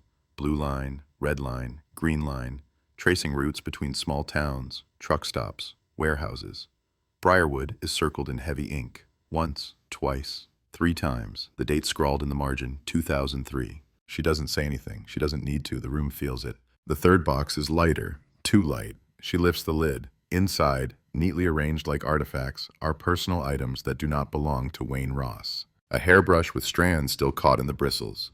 A cheap silver bracelet with tiny star charms. A stack of Polaroid photos, rubber banded together. A compact mirror, cracked. A folded piece of fabric that was once bright, now dulled with time. Ruiz's breath shortens. Bag everything, she orders. But her own hand is already hovering over the fabric, drawn and repelled at the same time. She peels it back, slow, careful. It unfurls with a soft whisper. It's a uniform, a diner apron. Her vision narrows for a second. The room recedes. She's no longer in a storage unit in a hot industrial park. She's back in 2003, standing at an evidence table, staring at that same apron laid out under fluorescent lights, the symbol of a girl who never made it home. Except this one. This one is not the same. Slightly different stain pattern, the logo positioned a little higher. Another apron from the same place, the same life, but not the one they found in Emily's car. A duplicate, a twin, a second skin. Could be from the same restaurant, Morales says, voice tight. Doesn't mean it's hers. They both know how weak that sounds. The Polaroids sit in their rubber band, thick with implied horror. Ruiz doesn't pull them out. Not yet. Let the lab do it. Let them control the first viewing, frame by frame, under the cold eye of procedure. She's seen enough cases go sideways when detectives rush into images they can't unsee and forget to notice the edges, the accidents, the details that actually matter. But she does notice one thing. On the back of the top photo, in hurried ink, is a number. 030814. A date, a code, a sequence. The year could be 2003. It could be 2014. The mystery sits there, ink soaking into old paper, daring anyone to guess wrong. On the folding table, there's a cardboard box with no label. It's sealed with aging tape. She slices it open. Inside, she finds what looks at first glance like junk audio equipment, an old camcorder, cables, blank tapes in cracked cases. The camcorder is heavy, outdated, the kind people used at family gatherings to record birthday cakes and Christmas trees. Someone has written on the side in permanent marker, "Do not erase." She feels a pulse of nausea. She's seen enough to know what men like Wayne sometimes record. "Get this to the lab. I want it processed first," she says. "Chain of custody intact. I don't want any argument later about mishandled media." Behind her, a deputy calls out from the corner near the floor. "Detective, you're going to want to see this." It's a milk crate, shoved under the shelving unit. Inside, loose items, license plates with bolts still attached, from different states, a tangle of key rings, a small spiral notebook. He hands the notebook to her. The cover is stiff from humidity. Inside, messy handwriting, names, dates, locations. Not full sentences, just lines. Karen, Lakeland, 1998. M, rest stop I-10, 2001. Jess, Briarwood, 03. Each line sits alone, a tiny, clinical entry. No explanations, no descriptions, just enough information to imply something terrible, a ledger of ghosts. Ruiz's eyes snag on the last one. Jess, Briarwood, 03. Jess, not Emily, another girl, another story they never even knew was missing. "They're not all going to be in any system," she says quietly. "Not if no one reported them. Not if you picked the ones nobody would chase." The license plates go into bags. The keys are counted, photographed, each one foreign in her fingers. Each one a door that once opened onto a moment someone never escaped. The ledger notebook becomes the center of the storm. Every name, every place will need to be cross-referenced, searched, dragged into the light. But for Briarwood, all roads still loop back to one girl, one night, one sudden, impossible absence. They sweep the unit twice, no remains, no blood visible to the naked eye, but luminol will speak later. For now, it's enough. It's more than they've had in 12 years, a direct line from a suspect's rented space to their victim's world. It may not be a body, but it's a story written in objects, and that story has a signature. Back at the station, the evidence room fills with this newly unearthed past. The key goes back into its bag, but now it has context. It unlocks not just a physical lock, but a pattern of behavior. The ledger is scanned, indexed, fed into hungry databases. The camcorder and tapes are shipped to a specialized lab. There, in a clean, air-conditioned room, technicians will coax images and sounds from their magnetic sleep. Ruiz sits at her desk, the milk crate items spread out in photos across her screen. She feels the case morphing under her hands like clay warming, reshaping. For years, they had one missing girl and a handful of maddening clues. Now they have the outline of someone who collected women like souvenirs and kept the proof in a metal box in a rented unit off a highway. The scale of it is beginning to show its teeth. The sheriff steps into her office, jaw tight. We've got enough for a warrant on Wayne, he says. Between the storage unit in his name, the ledgers, the apparent connection to the warehouse. He doesn't finish. He doesn't have to. There's a line they all feel. From Wayne Ross to Unit 117. From Unit 117 to the citrus warehouse. From the warehouse to the cigarette butt. From the butt to Daniel. From Daniel back to that yearbook photo where he stands 3 people away from Emily. A web that took more than a decade to become visible. Where is he? Ruiz asks, even though she already knows the answer is going to make her day longer. Last trace is a trailer in Madison County. Lease in his name expired 2 months ago. Property owner says he left in a hurry, didn't give a forwarding address, no employer on file, no current driver's license. The sheriff sighs. We're chasing a ghost who likes storage units. Put him in the system, she says. Bolo, everything.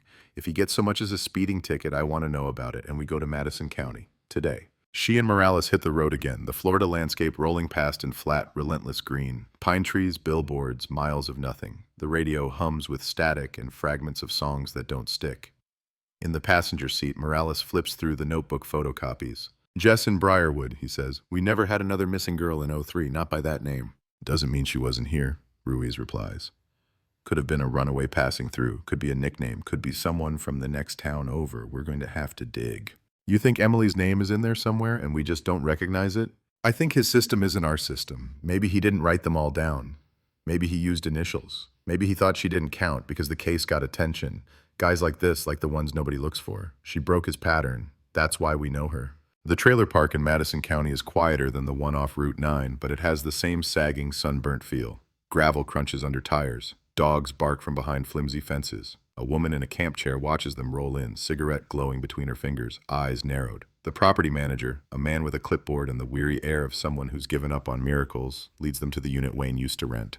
Number 12, the porch steps creak. The blinds are closed. A cheap wind chime tinkles in the hot breeze, playing a cheerful tune that feels wrong. The manager pulls out a master key.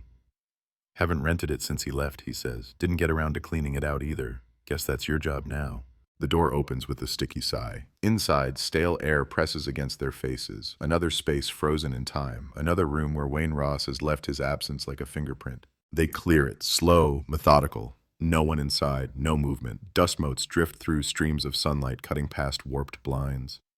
The living room is small, cluttered with cheap furniture. A TV on a stand. A stack of old magazines. In the sink, dishes still crusted, as if the last meal was never argued with. On the counter, an ashtray overflowed.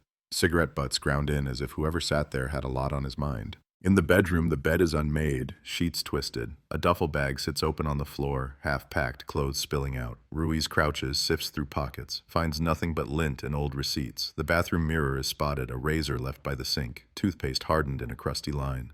It's like he just walked out one day and never came back, Morales says. Or like he was planning to come back and something interrupted him, Ruiz counters. Guys like this don't abandon their trophies on purpose, not the storage unit, not a place like this. Something changed. They find mail on the small table. Envelopes from months ago, bills with red stamps, one from a clinic, another from a county hospital. She scans the return addresses, eyes narrowing. In the bedroom closet, behind a row of hanging shirts, there's a box. Not as organized as the ones in the storage unit, but still deliberate. Inside, more notebooks. Ruiz opens one. The handwriting is the same as the ledger in the unit. This time, though, it's longer. Sentences, thoughts. It's not a confession, not exactly. It's more like a journal written by a man who has convinced himself he's smarter than everyone else. Vague references to temptations, weakness, driving at night. Cryptic lines about those girls at the diner, and nobody caring when they drift off. He never uses the word kill. He never uses names. But the pattern is there, for anyone who has spent a career squinting at patterns in the dark. In the margins of one page, a phrase repeats over and over, like something he needed to drill into his own skull. They can't prove what they can't find. She closes the notebook, jaw tight. That's what this has been about for him, she says. Bodies, where they are. As long as he keeps that peace, he thinks they're just stories, rumors, missing persons, and no foul play confirmed. That's his shield. And now, Morales asks, now we have enough to punch holes in it. She looks around the shabby trailer, seeing it as a layout of a mine, not a living space. But he's not here, and until we put cuffs on him, all we've got is a narrative. Outside, the sun is starting to tilt. Shadows lengthen across the gravel. Somewhere in the distance, a dog keeps barking, insistent, as if trying to raise someone who isn't going to answer. They leave the trailer with boxes of collected papers, DNA swabs, cigarette butts, anything that might connect this space to Unit 117, to the warehouse, to the night Emily Carter stepped out of the diner and never came home. The manhunt begins in earnest. Alerts go out. Photos of Wayne, what few they can find, get pushed to screens and servers. If he's alive, they want eyes on him. If he's dead, they want to know where he died and who helped him disappear. Back in Briarwood, someone leaks, as they always do. By morning, the local news isn't whispering about a break in the case anymore. It's shouting. Phrases flash. Prime suspect named. Storage unit of horrors. Ledger of missing women. The words Florida 2003 cold case solved crawl across a cable channel chyron before anyone in the sheriff's office is ready to sign off on that sentence. People in town wake up to his face on their screens and a fresh surge of fear in their throats. Parents who once whispered, "Remember Emily," now add a new line. They found him. But in the squad room, in the lab, in the head of the detective who has lived with this case for 12 years, a different sentence burns. We found his shadow. The man himself is still out there, somewhere between the lines of his own journals, somewhere on those old VHS tapes, somewhere on a highway that has forgotten the sound of his engine. And until flesh and blood are sitting in an interrogation room or lying on a slab with a toe tag, the story of Emily Carter is not solved. It has only shifted into a new, more dangerous phase, where the illusion of closure might be the most treacherous detail of all. The smell hits them first. Not rot, not death, at least not yet, but the stale, sour breath of a box that hasn't been opened in a very long time. Hot dust, plastic, something chemical, something faintly metallic. Light spills in under the rolling door, cutting a bright rectangle across the concrete. For a moment, no one moves. Guns are drawn, but they're not expecting a threat with a pulse. They're expecting ghosts. "Clear," a deputy calls, stepping inside, beam of his flashlight slicing through the dim. No movement, no bodies, just objects, shapes waiting to become evidence. The storage unit isn't packed to the ceiling like in TV shows. It's sparse, that's worse. A folding table, 2 plastic storage bins stacked on top of each other, a metal shelving unit against the back wall with 3 cardboard boxes carefully labeled in blocky handwriting, a single chair in the center of the space facing the door like someone used to sit here and watch nothing. Ruiz feels her heartbeat climb her throat. She holsters her weapon, pulls on gloves. The key is still warm in her palm as she slips it back into the evidence bag. The small brass answer to a 12-year-old question, and yet every instinct in her says, this is just another door, not the end of the maze. "Let's document everything before we touch it," she says. Cameras flash. Angles are recorded. The unit, in this moment, is a crime scene frozen in amber. She goes to the shelving unit first. The boxes are marked with black marker. Tools, papers, old stuff. Normal words, plain and boring. That alone feels like misdirection. She lifts the lid on the first box. Rusted wrenches, screwdrivers, a hammer, tape measure. Nothing unusual, nothing illegal. Just the bones of handyman work, the kinds of things a man might keep if he picked up odd jobs in towns that forgot him as soon as he left. Second box, folders, utility bills, receipts. Pay stubs from half a dozen companies no one remembers. A rolled-up map of Florida, edges torn, highways highlighted in different colors. She unrolls it on the table. Blue line, red line, green line, tracing routes between small towns, truck stops, warehouses. Briarwood is circled in heavy ink, once, twice, 3 times. The date scrawled in the margin, 2003. She doesn't say anything. She doesn't need to. The room feels it. The third box is lighter, too light. She lifts the lid. Inside, neatly arranged like artifacts, are personal items that do not belong to Wayne Ross. A hairbrush with strands still caught in the bristles, a cheap silver bracelet with tiny star charms. A stack of Polaroid photos, rubber banded together.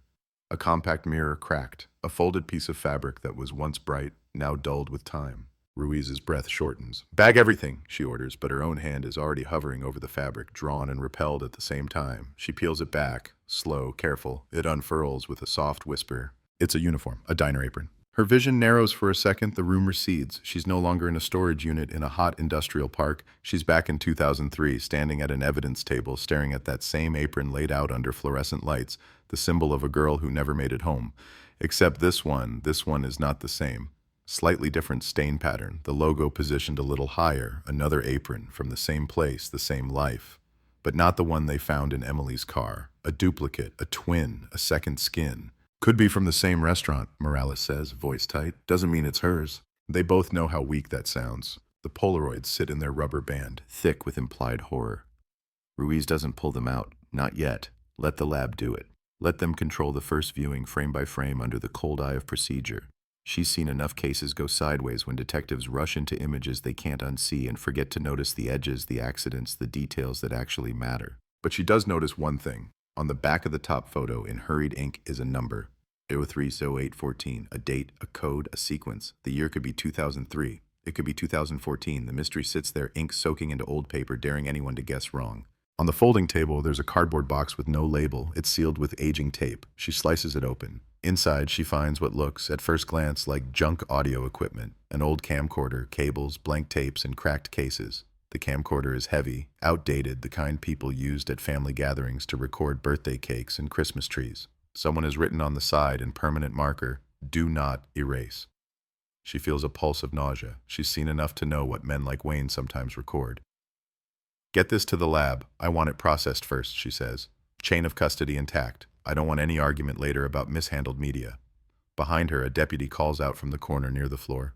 "Detective, you're going to want to see this." It's a milk crate shoved under the shelving unit. Inside, loose items, license plates with bolts still attached from different states, a tangle of key rings, a small spiral notebook. He hands the notebook to her. The cover is stiff from humidity. Inside, messy handwriting, names, dates, locations, not full sentences, just lines. Karen, Lakeland, 1998. M. Rest stop I-10, 2001. Jess, Briarwood, 03. Each line sits alone, a tiny, clinical entry. No explanations, no descriptions, just enough information to imply something terrible. A ledger of ghosts. Ruiz's eyes snag on the last one. Jess, Briarwood, 03. Jess, not Emily. Another girl, another story they never even knew was missing. They're not all going to be in any system, she says quietly. Not if no one reported them, not if he picked the ones nobody would chase. The license plates go into bags, the keys are counted, photographed, each one foreign in her fingers, each one a door that once opened onto a moment someone never escaped. The ledger notebook becomes the center of the storm. Every name, every place will need to be cross-referenced, searched, dragged into the light. But for Briarwood, all roads still loop back to one girl, one night, one sudden, impossible absence. They sweep the unit twice, no remains, no blood visible to the naked eye. But Luminol will speak later. For now, it's enough. It's more than they've had in 12 years. A direct line from a suspect's rented space to their victim's world. It may not be a body, but it's a story written in objects, and that story has a signature. Back at the station, the evidence room fills with this newly unearthed past. The key goes back into its bag, but now it has context. It unlocks not just a physical lock, but a pattern of behavior. The ledger is scanned, indexed, fed into hungry databases. The camcorder and tapes are shipped to a specialized lab. There, in a clean, air-conditioned room, technicians will coax images and sounds from their magnetic sleep. Ruiz sits at her desk, the milk crate items spread out in photos across her screen. She feels the case morphing under her hands, like clay warming, reshaping. For years, they had one missing girl and a handful of maddening clues. Now they have the outline of someone who collected women like souvenirs and kept the proof in a metal box in a rented unit off a highway. The scale of it is beginning to show its teeth. The sheriff steps into her office, jaw tight. "We've got enough for a warrant on Wayne," he says, "between the storage unit and his name, the ledgers, the apparent connection to the warehouse." He doesn't finish. He doesn't have to. There's a line they all feel, from Wayne Ross to Unit 117, from Unit 117 to the citrus warehouse, from the warehouse to the cigarette butt, from the butt to Daniel, from Daniel back to that yearbook photo where he stands 3 people away from Emily. A web that took more than a decade to become visible. "Where is he?" Ruiz asks, even though she already knows the answer is going to make her day longer. "Last trace is a trailer in Madison County. Lease in his name expired 2 months ago. Property owner says he left in a hurry. Didn't give a forwarding address, no employer on file, no current driver's license." The sheriff sighs. "We're chasing a ghost who likes storage units." "Put him in the system," she says. "Bolo, everything. If he gets so much as a speeding ticket, I want to know about it." And we go to Madison County. Today. She and Morales hit the road again. The Florida landscape rolling past in flat, relentless green. Pine trees, billboards, miles of nothing. The radio hums with static and fragments of songs that don't stick. In the passenger seat, Morales flips through the notebook photocopies. "Jess in Briarwood," he says. "We never had another missing girl in 03, not by that name." "Doesn't mean she wasn't here," Ruiz replies. "Could have been a runaway passing through, could be a nickname, could be someone from the next town over. We're going to have to dig." "You think Emily's name is in there somewhere and we just don't recognize it?" "I think his system isn't our system. Maybe he didn't write them all down. Maybe he used initials. Maybe he thought she didn't count because the case got attention. Guys like this, like the ones nobody looks for. She broke his pattern. That's why we know her." The trailer park in Madison County is quieter than the one off Route 9, but it has the same sagging, sunburnt feel. Gravel crunches under tires. Dogs bark from behind flimsy fences. A woman in a camp chair watches them roll in, cigarette glowing between her fingers, eyes narrowed. The property manager, a man with a clipboard and the weary air of someone who's given up on miracles, leads them to the unit Wayne used to rent. Number 12, the porch steps creak, the blinds are closed. A cheap wind chime tinkles in the hot breeze, playing a cheerful tune that feels wrong. The manager pulls out a master key. Haven't rented it since he left, he says. Didn't get around to cleaning it out either. Guess that's your job now. The door opens with a sticky sigh. Inside, stale air presses against their faces. Another space frozen in time, another room where Wayne Ross has left his absence like a fingerprint. They clear it, slow, methodical. No one inside, no movement. Dust motes drift through streams of sunlight, cutting past warped blinds. The living room is small, cluttered with cheap furniture, a TV on a stand, a stack of old magazines. In the sink, dishes still crusted, as if the last meal was never argued with. On the counter, an ashtray overflowed, cigarette butts ground in as if whoever sat there had a lot on his mind. In the bedroom, the bed is unmade, sheets twisted. A duffel bag sits open on the floor, half-packed, clothes spilling out. Ruiz crouches, sifts through pockets. Finds nothing but lint and old receipts. The bathroom mirror is spotted, a razor left by the sink, toothpaste hardened in a crusty line. It's like he just walked out one day and never came back, Morales says. Or like he was planning to come back and something interrupted him, Ruiz counters. Guys like this don't abandon their trophies on purpose. Not the storage unit, not a place like this. Something changed. They find mail on the small table, envelopes from months ago. Bills with red stamps, one from a clinic, another from a county hospital. She scans the return addresses, eyes narrowing. In the bedroom closet, behind a row of hanging shirts, there's a box, not as organized as the ones in the storage unit, but still deliberate. Inside, more notebooks. Ruiz opens one. The handwriting is the same as the ledger in the unit. This time, though, it's longer. Sentences. Thoughts. It's not a confession, not exactly. It's more like a journal written by a man who has convinced himself he's smarter than everyone else. Vague references to temptations, weakness, driving at night, cryptic lines about those girls at the diner and nobody caring when they drift off. He never uses the word kill. He never uses names. But the pattern is there for anyone who has spent a career squinting at patterns in the dark. In the margins of one page, a phrase repeats over and over like something he needed to drill into his own skull. They can't prove what they can't find. She closes the notebook, jaw tight. That's what this has been about for him, she says. Bodies, where they are. As long as he keeps that peace, he thinks they're just stories, rumors, missing persons, and no foul play confirmed. That's his shield. And now, Morales asks, now we have enough to punch holes in it. She looks around the shabby trailer, seeing it as a layout of a mine, not a living space. But he's not here, and until we put cuffs on him, all we've got is a narrative. Outside, the sun is starting to tilt, shadows lengthen across the gravel. Somewhere in the distance, a dog keeps barking, insistent, as if trying to raise someone who isn't going to answer. They leave the trailer with boxes of collected papers, DNA swabs, cigarette butts, anything that might connect this space to Unit 117, to the warehouse, to the night Emily Carter stepped out of the diner and never came home. The manhunt begins in earnest. Alerts go out. Photos of Wayne, what few they can find, get pushed to screens and servers. If he's alive, they want eyes on him. If he's dead, they want to know where he died and who helped him disappear. Back in Briarwood, someone leaks, as they always do. By morning, the local news isn't whispering about a break in the case anymore. It's shouting. Phrases flash. Prime suspect named. Storage unit of horrors. Ledger of missing women. The words, Florida 2003 cold case solved, crawl across a cable channel chyron before anyone in the sheriff's office is ready to sign off on that sentence. People in town wake up to his face on their screens and a fresh surge of fear in their throats. Parents who once whispered, "Remember Emily," now add a new line. They found him. But in the squad room, in the lab, in the head of the detective who has lived with this case for 12 years, a different sentence burns. We found his shadow. The man himself is still out there, somewhere between the lines of his own journals, somewhere on those old VHS tapes, somewhere on a highway that has forgotten the sound of his engine. And until flesh and blood are sitting in an interrogation room or lying on a slab with a toe tag, the story of Emily Carter is not solved.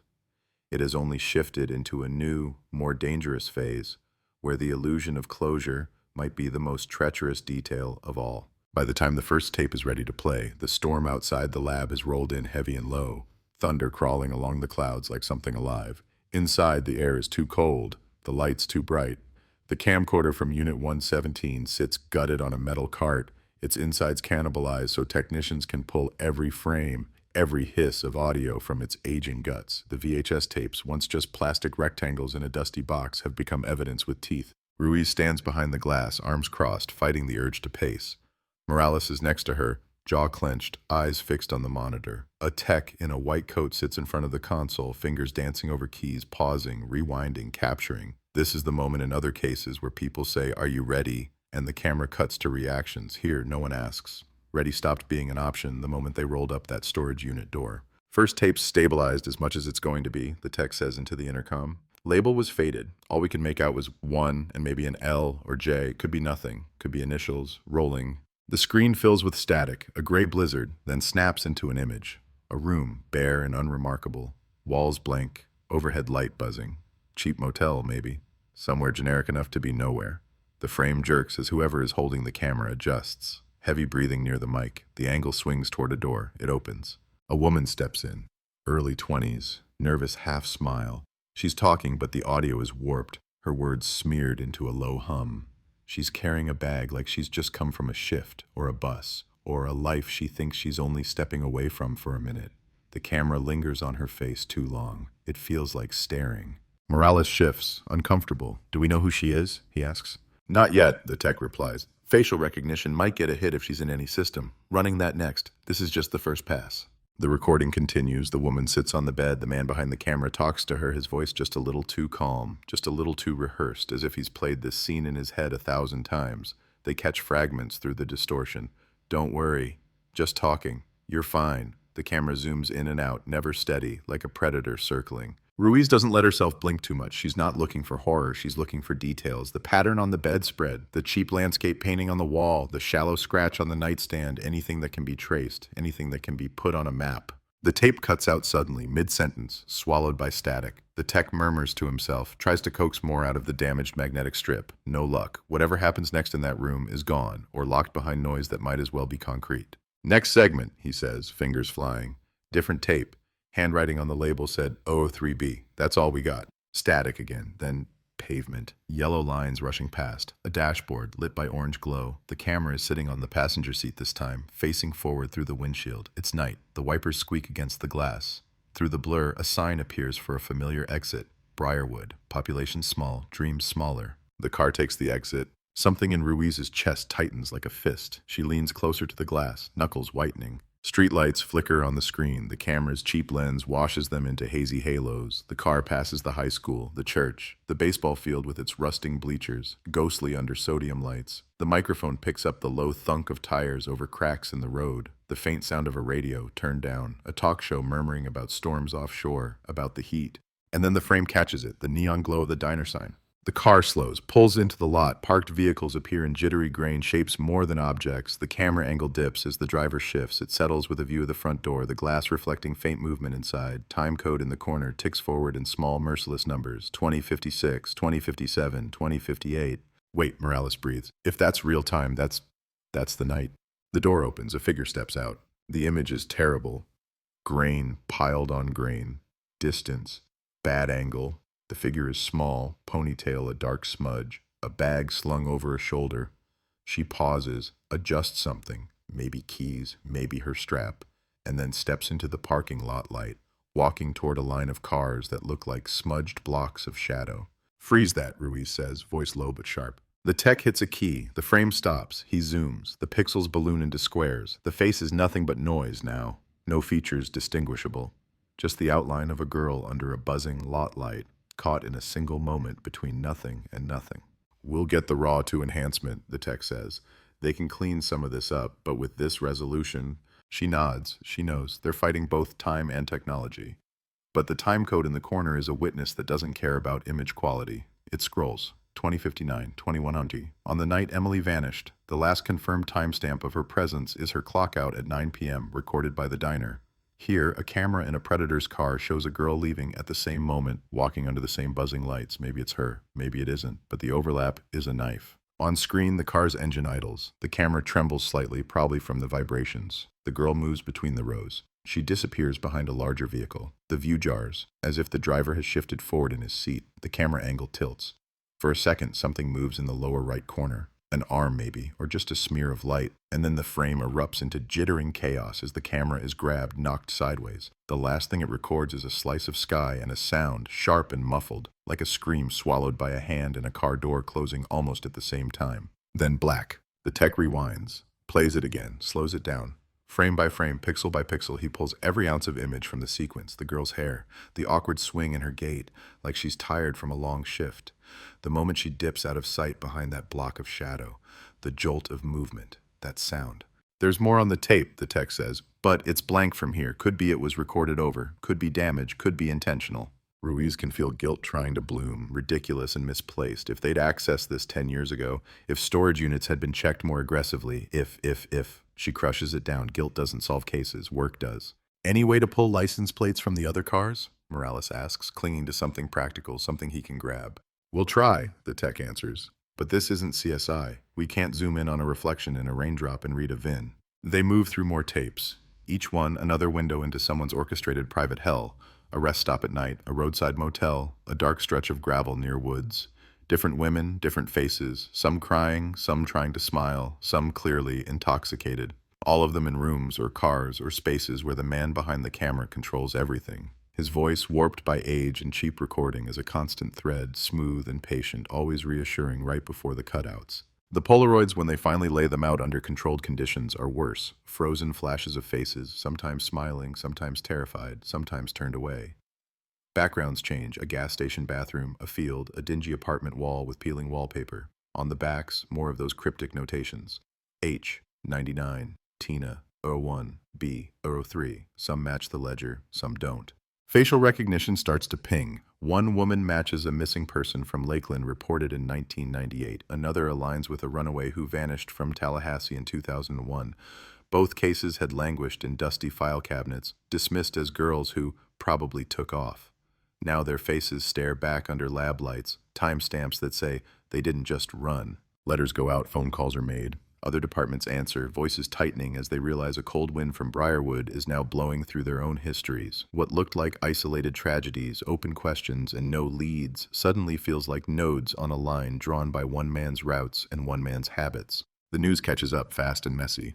Multi-county predator, serial offender, trail of victims. The story explodes beyond Briarwood. Satellite vans swarm again. National outlets want interviews. Analysts in studio suits speculate about motives, pathology, missed chances.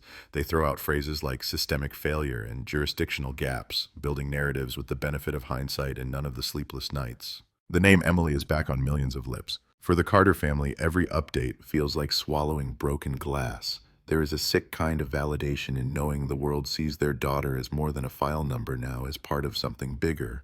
But bigger in this context means more horror, more victims, more parents who will pick up phones and hear words they have dreaded and longed for in equal measure. We think we found a connection to your case. Ruiz meets them in person before the coverage hits full volume. She sits in the same living room where Emily's graduation photo still stands on the mantel, colors unfaded, glass dusted. The TV is off for once, silence pressing against all the things unsaid. She explains what they found: the storage unit, the apron, the tape, the girl on the screen walking out of the diner at 9 p.m. beneath that buzzing sign. Is it her? Emily's mother asks, hands knotted in her lap, eyes huge. Ruiz could lie, could say yes with the conviction everyone seems hungry for. She doesn't. We can't say for certain, she replies, voice steady. The quality is bad, the angle's wrong, but the timing fits, the build, the hair, the uniform. We're sending it to specialists to see if they can get more out of it. For now we have to say it's likely, strongly likely. Her father leans back, staring at the ceiling, jaw working. So you have him, he says. This man, Wayne. You have his journals, his tapes, his trophies. You have him driving into that lot the night she vanished. You have him circling our town like a vulture. Tell me you have him. Tell me this is over. Ruiz holds his gaze. She doesn't look away. We have everything but him, she says. The words hang there, awful. He laughs once, a sharp, humorless sound. Then it's not over, he says. Not until I know where she is. Back at the station, the phrase, Florida 2003 cold case solved, keeps popping up on screens and in print. Commentators love the neatness of it. DNA hit, name suspect, storage unit, tapes. It lines up like puzzle pieces in a graphic, but inside the investigation, the word solved tastes wrong. It suggests something clean, A circle closed. There is nothing clean here. No body, no confession, no trial, no verdict. Just evidence that screams his guilt and a gaping absence where he should be. Leads on Wayne Trickle, then Surge. A trucker in Georgia swears he gave a ride to a man who matches the composite. A motel clerk in Alabama says a guy with the same eyes stayed 2 nights, paid cash, left no name. A convenience store's grainy CCTV pulls up an image of a man in a ball cap and cheap jacket buying cigarettes, looking up at the camera as if he knows exactly how blurry it is. Ruiz doesn't sleep much. Her world shrinks to phones, maps, screens, the constant pivot between Briarwood, Tallahassee, and any town where a cigarette butt with the right DNA might be sitting unnoticed in a sealed bag. There are task force calls now, multiple agencies on the line, voices stacked over each other, everyone wanting their piece of this new big case. In every meeting, some administrator floats the phrase, high likelihood of deceased offender, the polite way of saying, maybe he's already dead and they're chasing a ghost no one will ever lay eyes on again. She resists that conclusion like she resists sleep. Too easy. Too tidy. Men like Wayne don't vanish willingly. They leave marks even in their endings. Hospitals, morgues, unidentified remains. All of it needs to be scanned, cross-checked, pulled apart. One afternoon, as rain hammers the station windows, Morales drops a file on her desk. Got something from one of the hospitals on that mail we found in his trailer, he says. Wayne was treated 2 years ago. Respiratory issues. COPD probably. Doc notes say he mentioned being on the road most of his life. The last line, you should read it. She skims, late-night ER visit, coughing fits, smoker's lungs. Patient refuses admission, the note says. States, I don't like being stuck in one place too long. People start asking questions. She can hear it in his voice now, that low drawl on the tapes, repurposed as casual banter to a tired nurse.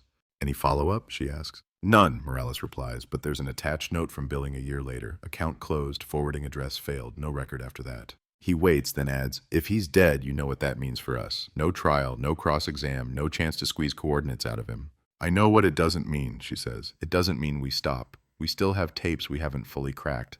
Names in that ledger we haven't matched. Places he circled on that map that don't have reports attached to them. There are more families out there who don't even know this man's shadow reached them. Outside, the thunder rolls again, closer this time, shaking the glass in its frame. Inside, under fluorescent light and the constant hum of machines, the case doesn't feel solved. It feels like a wound that's finally been cut open wide enough to see how deep it goes. And somewhere buried in all that noise, static on old tapes, ink on cheap paper, pixels trying to become a face, is the one thing no one has yet. The path that leads from that parking lot, from that frozen frame of a girl stepping into the dark, to the place where she stopped moving. The missing link between a night in 2003 and the word everyone keeps throwing around like a prize. Solved. The rain finally lets go in the early hours, leaving the town wrapped in a wet hush, streets slick, gutters overflowing. At the lab, long before the sun lifts itself over the flat horizon, a different kind of pressure builds. A file transfers. A progress bar crawls. A specialist in a soundproof room in Orlando finishes a report that feels more like a map than a memo and hits send. By mid-morning, Ruiz has it on her screen. The audio expert doesn't care about grief or headlines. He cares about frequencies, patterns, noise. He's taken the tape from the car in the diner lot, the one that cuts out in a flurry of motion and a smothered sound, and ripped it apart down to the hiss between breaths. The report is clinical, but the implications aren't. Segment after subject exits diner, it reads. Background audio reveals low-frequency hum consistent with nearby highway. Distinct tonal pattern at 0:23 suggests crossing over bridge expansion joints. At 0:41, faint bell. Likely railroad crossing. At 1:17, amphibian chorus typical of wetland habitat. Species call pattern suggests marsh swamp environment. At 2:03, distant horn, freight train. 3 longs, a short, a long. Pattern consistent with CSX Route 7B. Estimated distance from track, 0.51 mile. He's turned chaos into coordinates. Ruiz prints the pages, lays them next to the old paper map they pulled from Wayne's box, the one with routes highlighted like scars. The blue line that loops past Briarwood. The circled towns, the scribbled dates. She traces with a pen, feeling something click, not cleanly, but with enough force to matter. Look here, she says, calling Morales over. Highway, bridge, rail crossing, wetland, that's not just anywhere. He leans in, damp hair still beaded from his dash through the parking lot. We got wetlands all over the state, he points out. We're basically one big swamp with a coastline. Yes, she says, but we don't have that exact combination everywhere. Highway, bridge joints, rails, marsh, that specific horn schedule. Our sound guy says CSX 7B ran the same line for years. She taps a section of the map where a thin black rail line slices across the county like an old scar. Right here, past mile marker 42, past the old service road, past the retention ponds nobody pays attention to. She overlays the audio timestamps with the timeline from the tape. From the moment the car pulls out of the diner lot to the last usable frame, just over 12 minutes. 12 minutes from neon and fry grease to frogs and freight. Add another 8 for whatever happened off camera. 20 minutes round trip from a brightly lit parking lot to a place where no one looks. She circles a patch of blue-green on the map, a cluster of ponds and drainage ditches carved years ago when developers thought they'd turn that land into something profitable. The project stalled. The water stayed. Right there, she says. If he did what I think he didn't need some remote wilderness. He needed water, easy access, somewhere he could drive to, roll something heavy down an incline, and be back at the diner before anyone finished their coffee. Morales exhales, slow. You're thinking dump site. I'm thinking ritual, she replies. He used those same routes again and again. They feel familiar on that map, muscle memory. The task force call that afternoon is short, clipped, driven. They've all read the same report. State guys, county, FDLE, everyone huddled into their little rectangles on screen.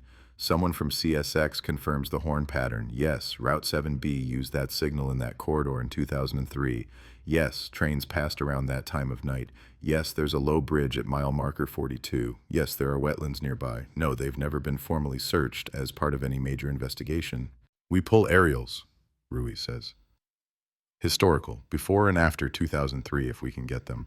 We look for disturbed soil, tire tracks, anything, and we get boots on the ground, boats in the water, cadaver dogs, we do it right. The sheriff signs off. The words resource allocation and budget get a cursory mention, then crumble under the weight of the name. Everyone on the call knows they'll be judged by Carter. By dawn the next day, the search is on.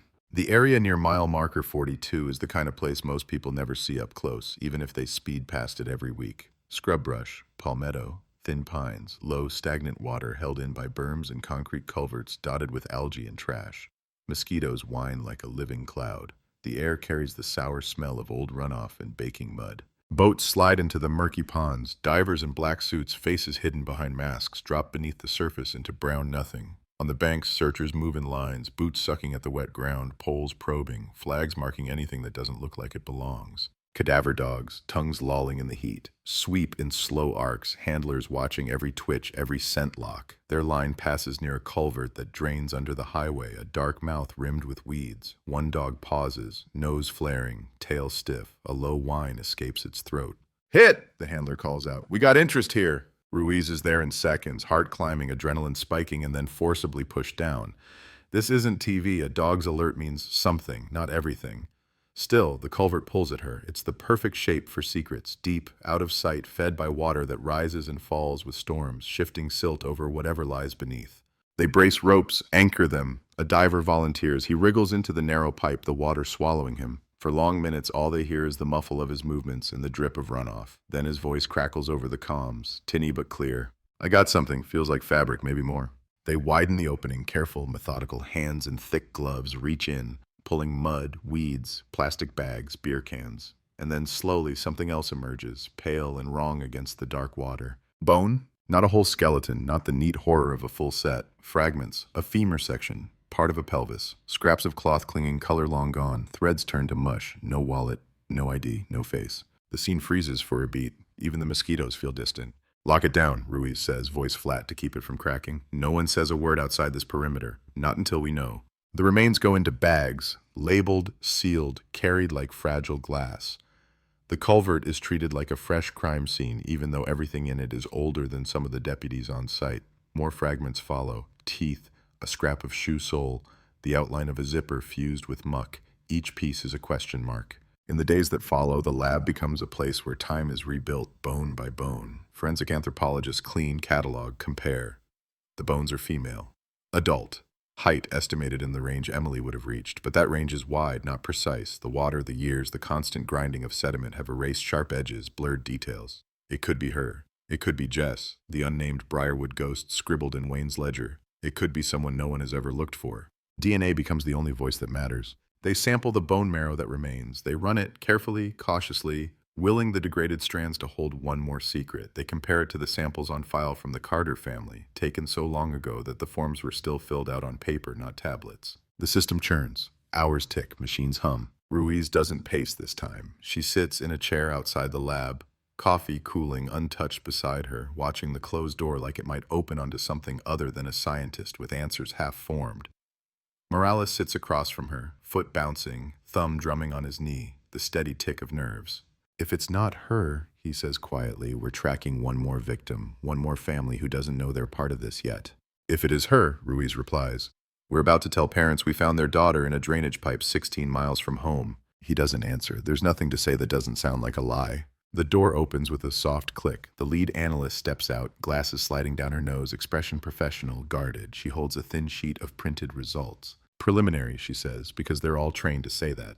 But the match to the Carter family DNA is strong, very strong. We'll run a few more confirmatory tests, but on balance of probability, these remains are Emily's. The hallway tilts for a heartbeat. The word spreads fast, even before anyone says it out loud. Found, not alive, not rescued from a basement or a locked room in some other county, found in pieces under a highway in water that never cared who it held. The press conferences write themselves. After 12 years, the remains of 18-year-old Emily Carter have been recovered in a culvert off State Highway 14, the sheriff says, into a forest of microphones, flashbulbs popping.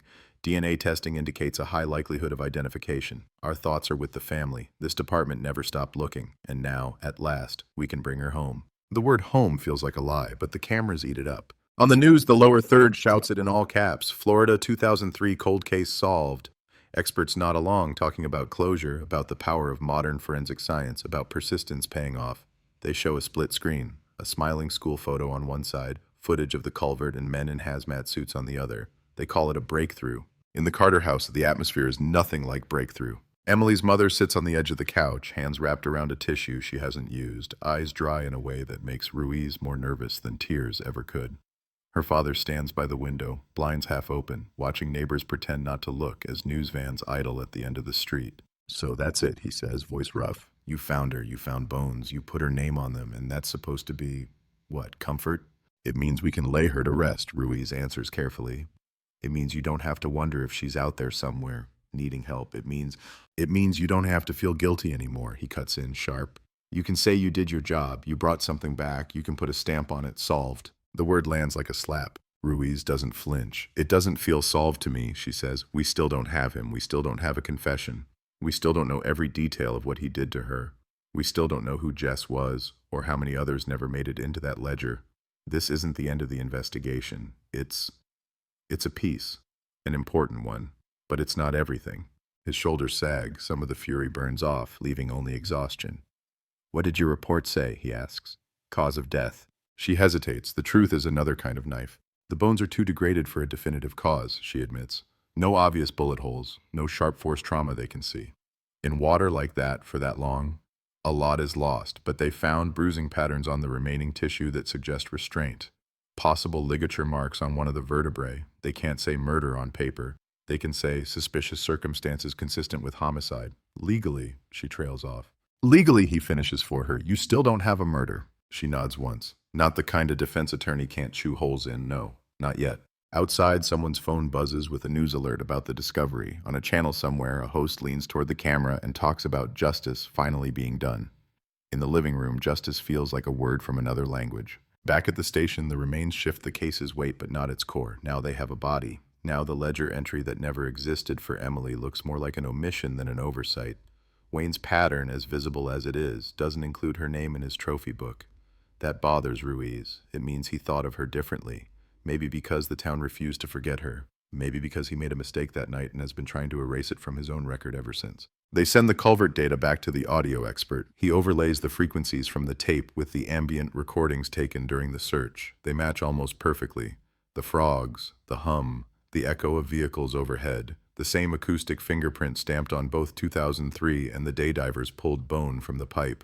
There's no doubt now, the place where the tape went silent and the place where the evidence surfaced are the same. In a sane world, that would be enough. A jury would hear same route, same soundscape, same suspect, same victim, and see the line. But murder cases that grow in the dark for 12 years don't care about what's sane. Wayne's shadow lengthens. The DNA from the cigarette butt at the warehouse finally gets a reference point beyond Daniel's partial match. They track down Earl Ross, Daniel's father, Wayne's brother, through old employment records and a long-ago arrest in Texas. He's in a VA hospital now, lungs ruined, memory drifting, but his DNA still holds shape. They swab, they wait. The lab comes back with a clear answer. The profile from the butt is not Earl's. It's close, but not that close. It sits somewhere between father and uncle, sliding right into the genetic space labeled Wayne. Science adds its voice to the circumstantial choir. The man who stood outside that warehouse door, smoking, watching, waiting, was the same man who rented Unit 117, scribbled in ledgers, highlighted routes, and walked away from a trailer in Madison County. They don't have his body. They don't have his confession, but they have his pattern, his DNA, his voice on tapes, his handwriting in notebooks, his key in a lock connected to a dead girl's world. Every piece folds together into a chilling profile. And still, outside the courthouse, the banner on the evening news reads the same. Florida 2003 cold case solved. Ruiz watches it in the break room, coffee untouched again, jaw tight. They're going to keep saying that, Morales remarks, dropping into a chair, no matter what we tell them. I know, she says, but we're the ones who have to live with the file. He glances up. What do you put on it then, if not solved? She thinks of the culvert that took 12 years to give up its secrets, the ledger with half the names still unmatched, the Polaroids of girls who never said their last lines into any camera, the empty chair in Unit 117 facing the door, like someone used to sit there and rehearse. Not solved, she says at last, not unsolved. Her eyes harden. Ongoing, because as long as his story is still bleeding into other towns, other cases, other families, this doesn't get a period, it gets a line, and we keep following it. Outside, the storm has cleared, leaving the sky startlingly blue over Briarwood, the kind of Florida day tourists love, the kind that ends up in brochures. Cars pull in and out of the diner lot under a new, crisp security camera, capturing every figure that steps through the door. On the highway near mile marker 42, drivers roll past the culvert without knowing what lies just out of sight beneath the weeds under the water line. And somewhere between the headlines in the case file, between the word solved and the reality of a chair sitting empty in a storage unit that still smells like dust and metal, the story of Emily Carter keeps moving, dragged forward by a truth that refuses to stay buried.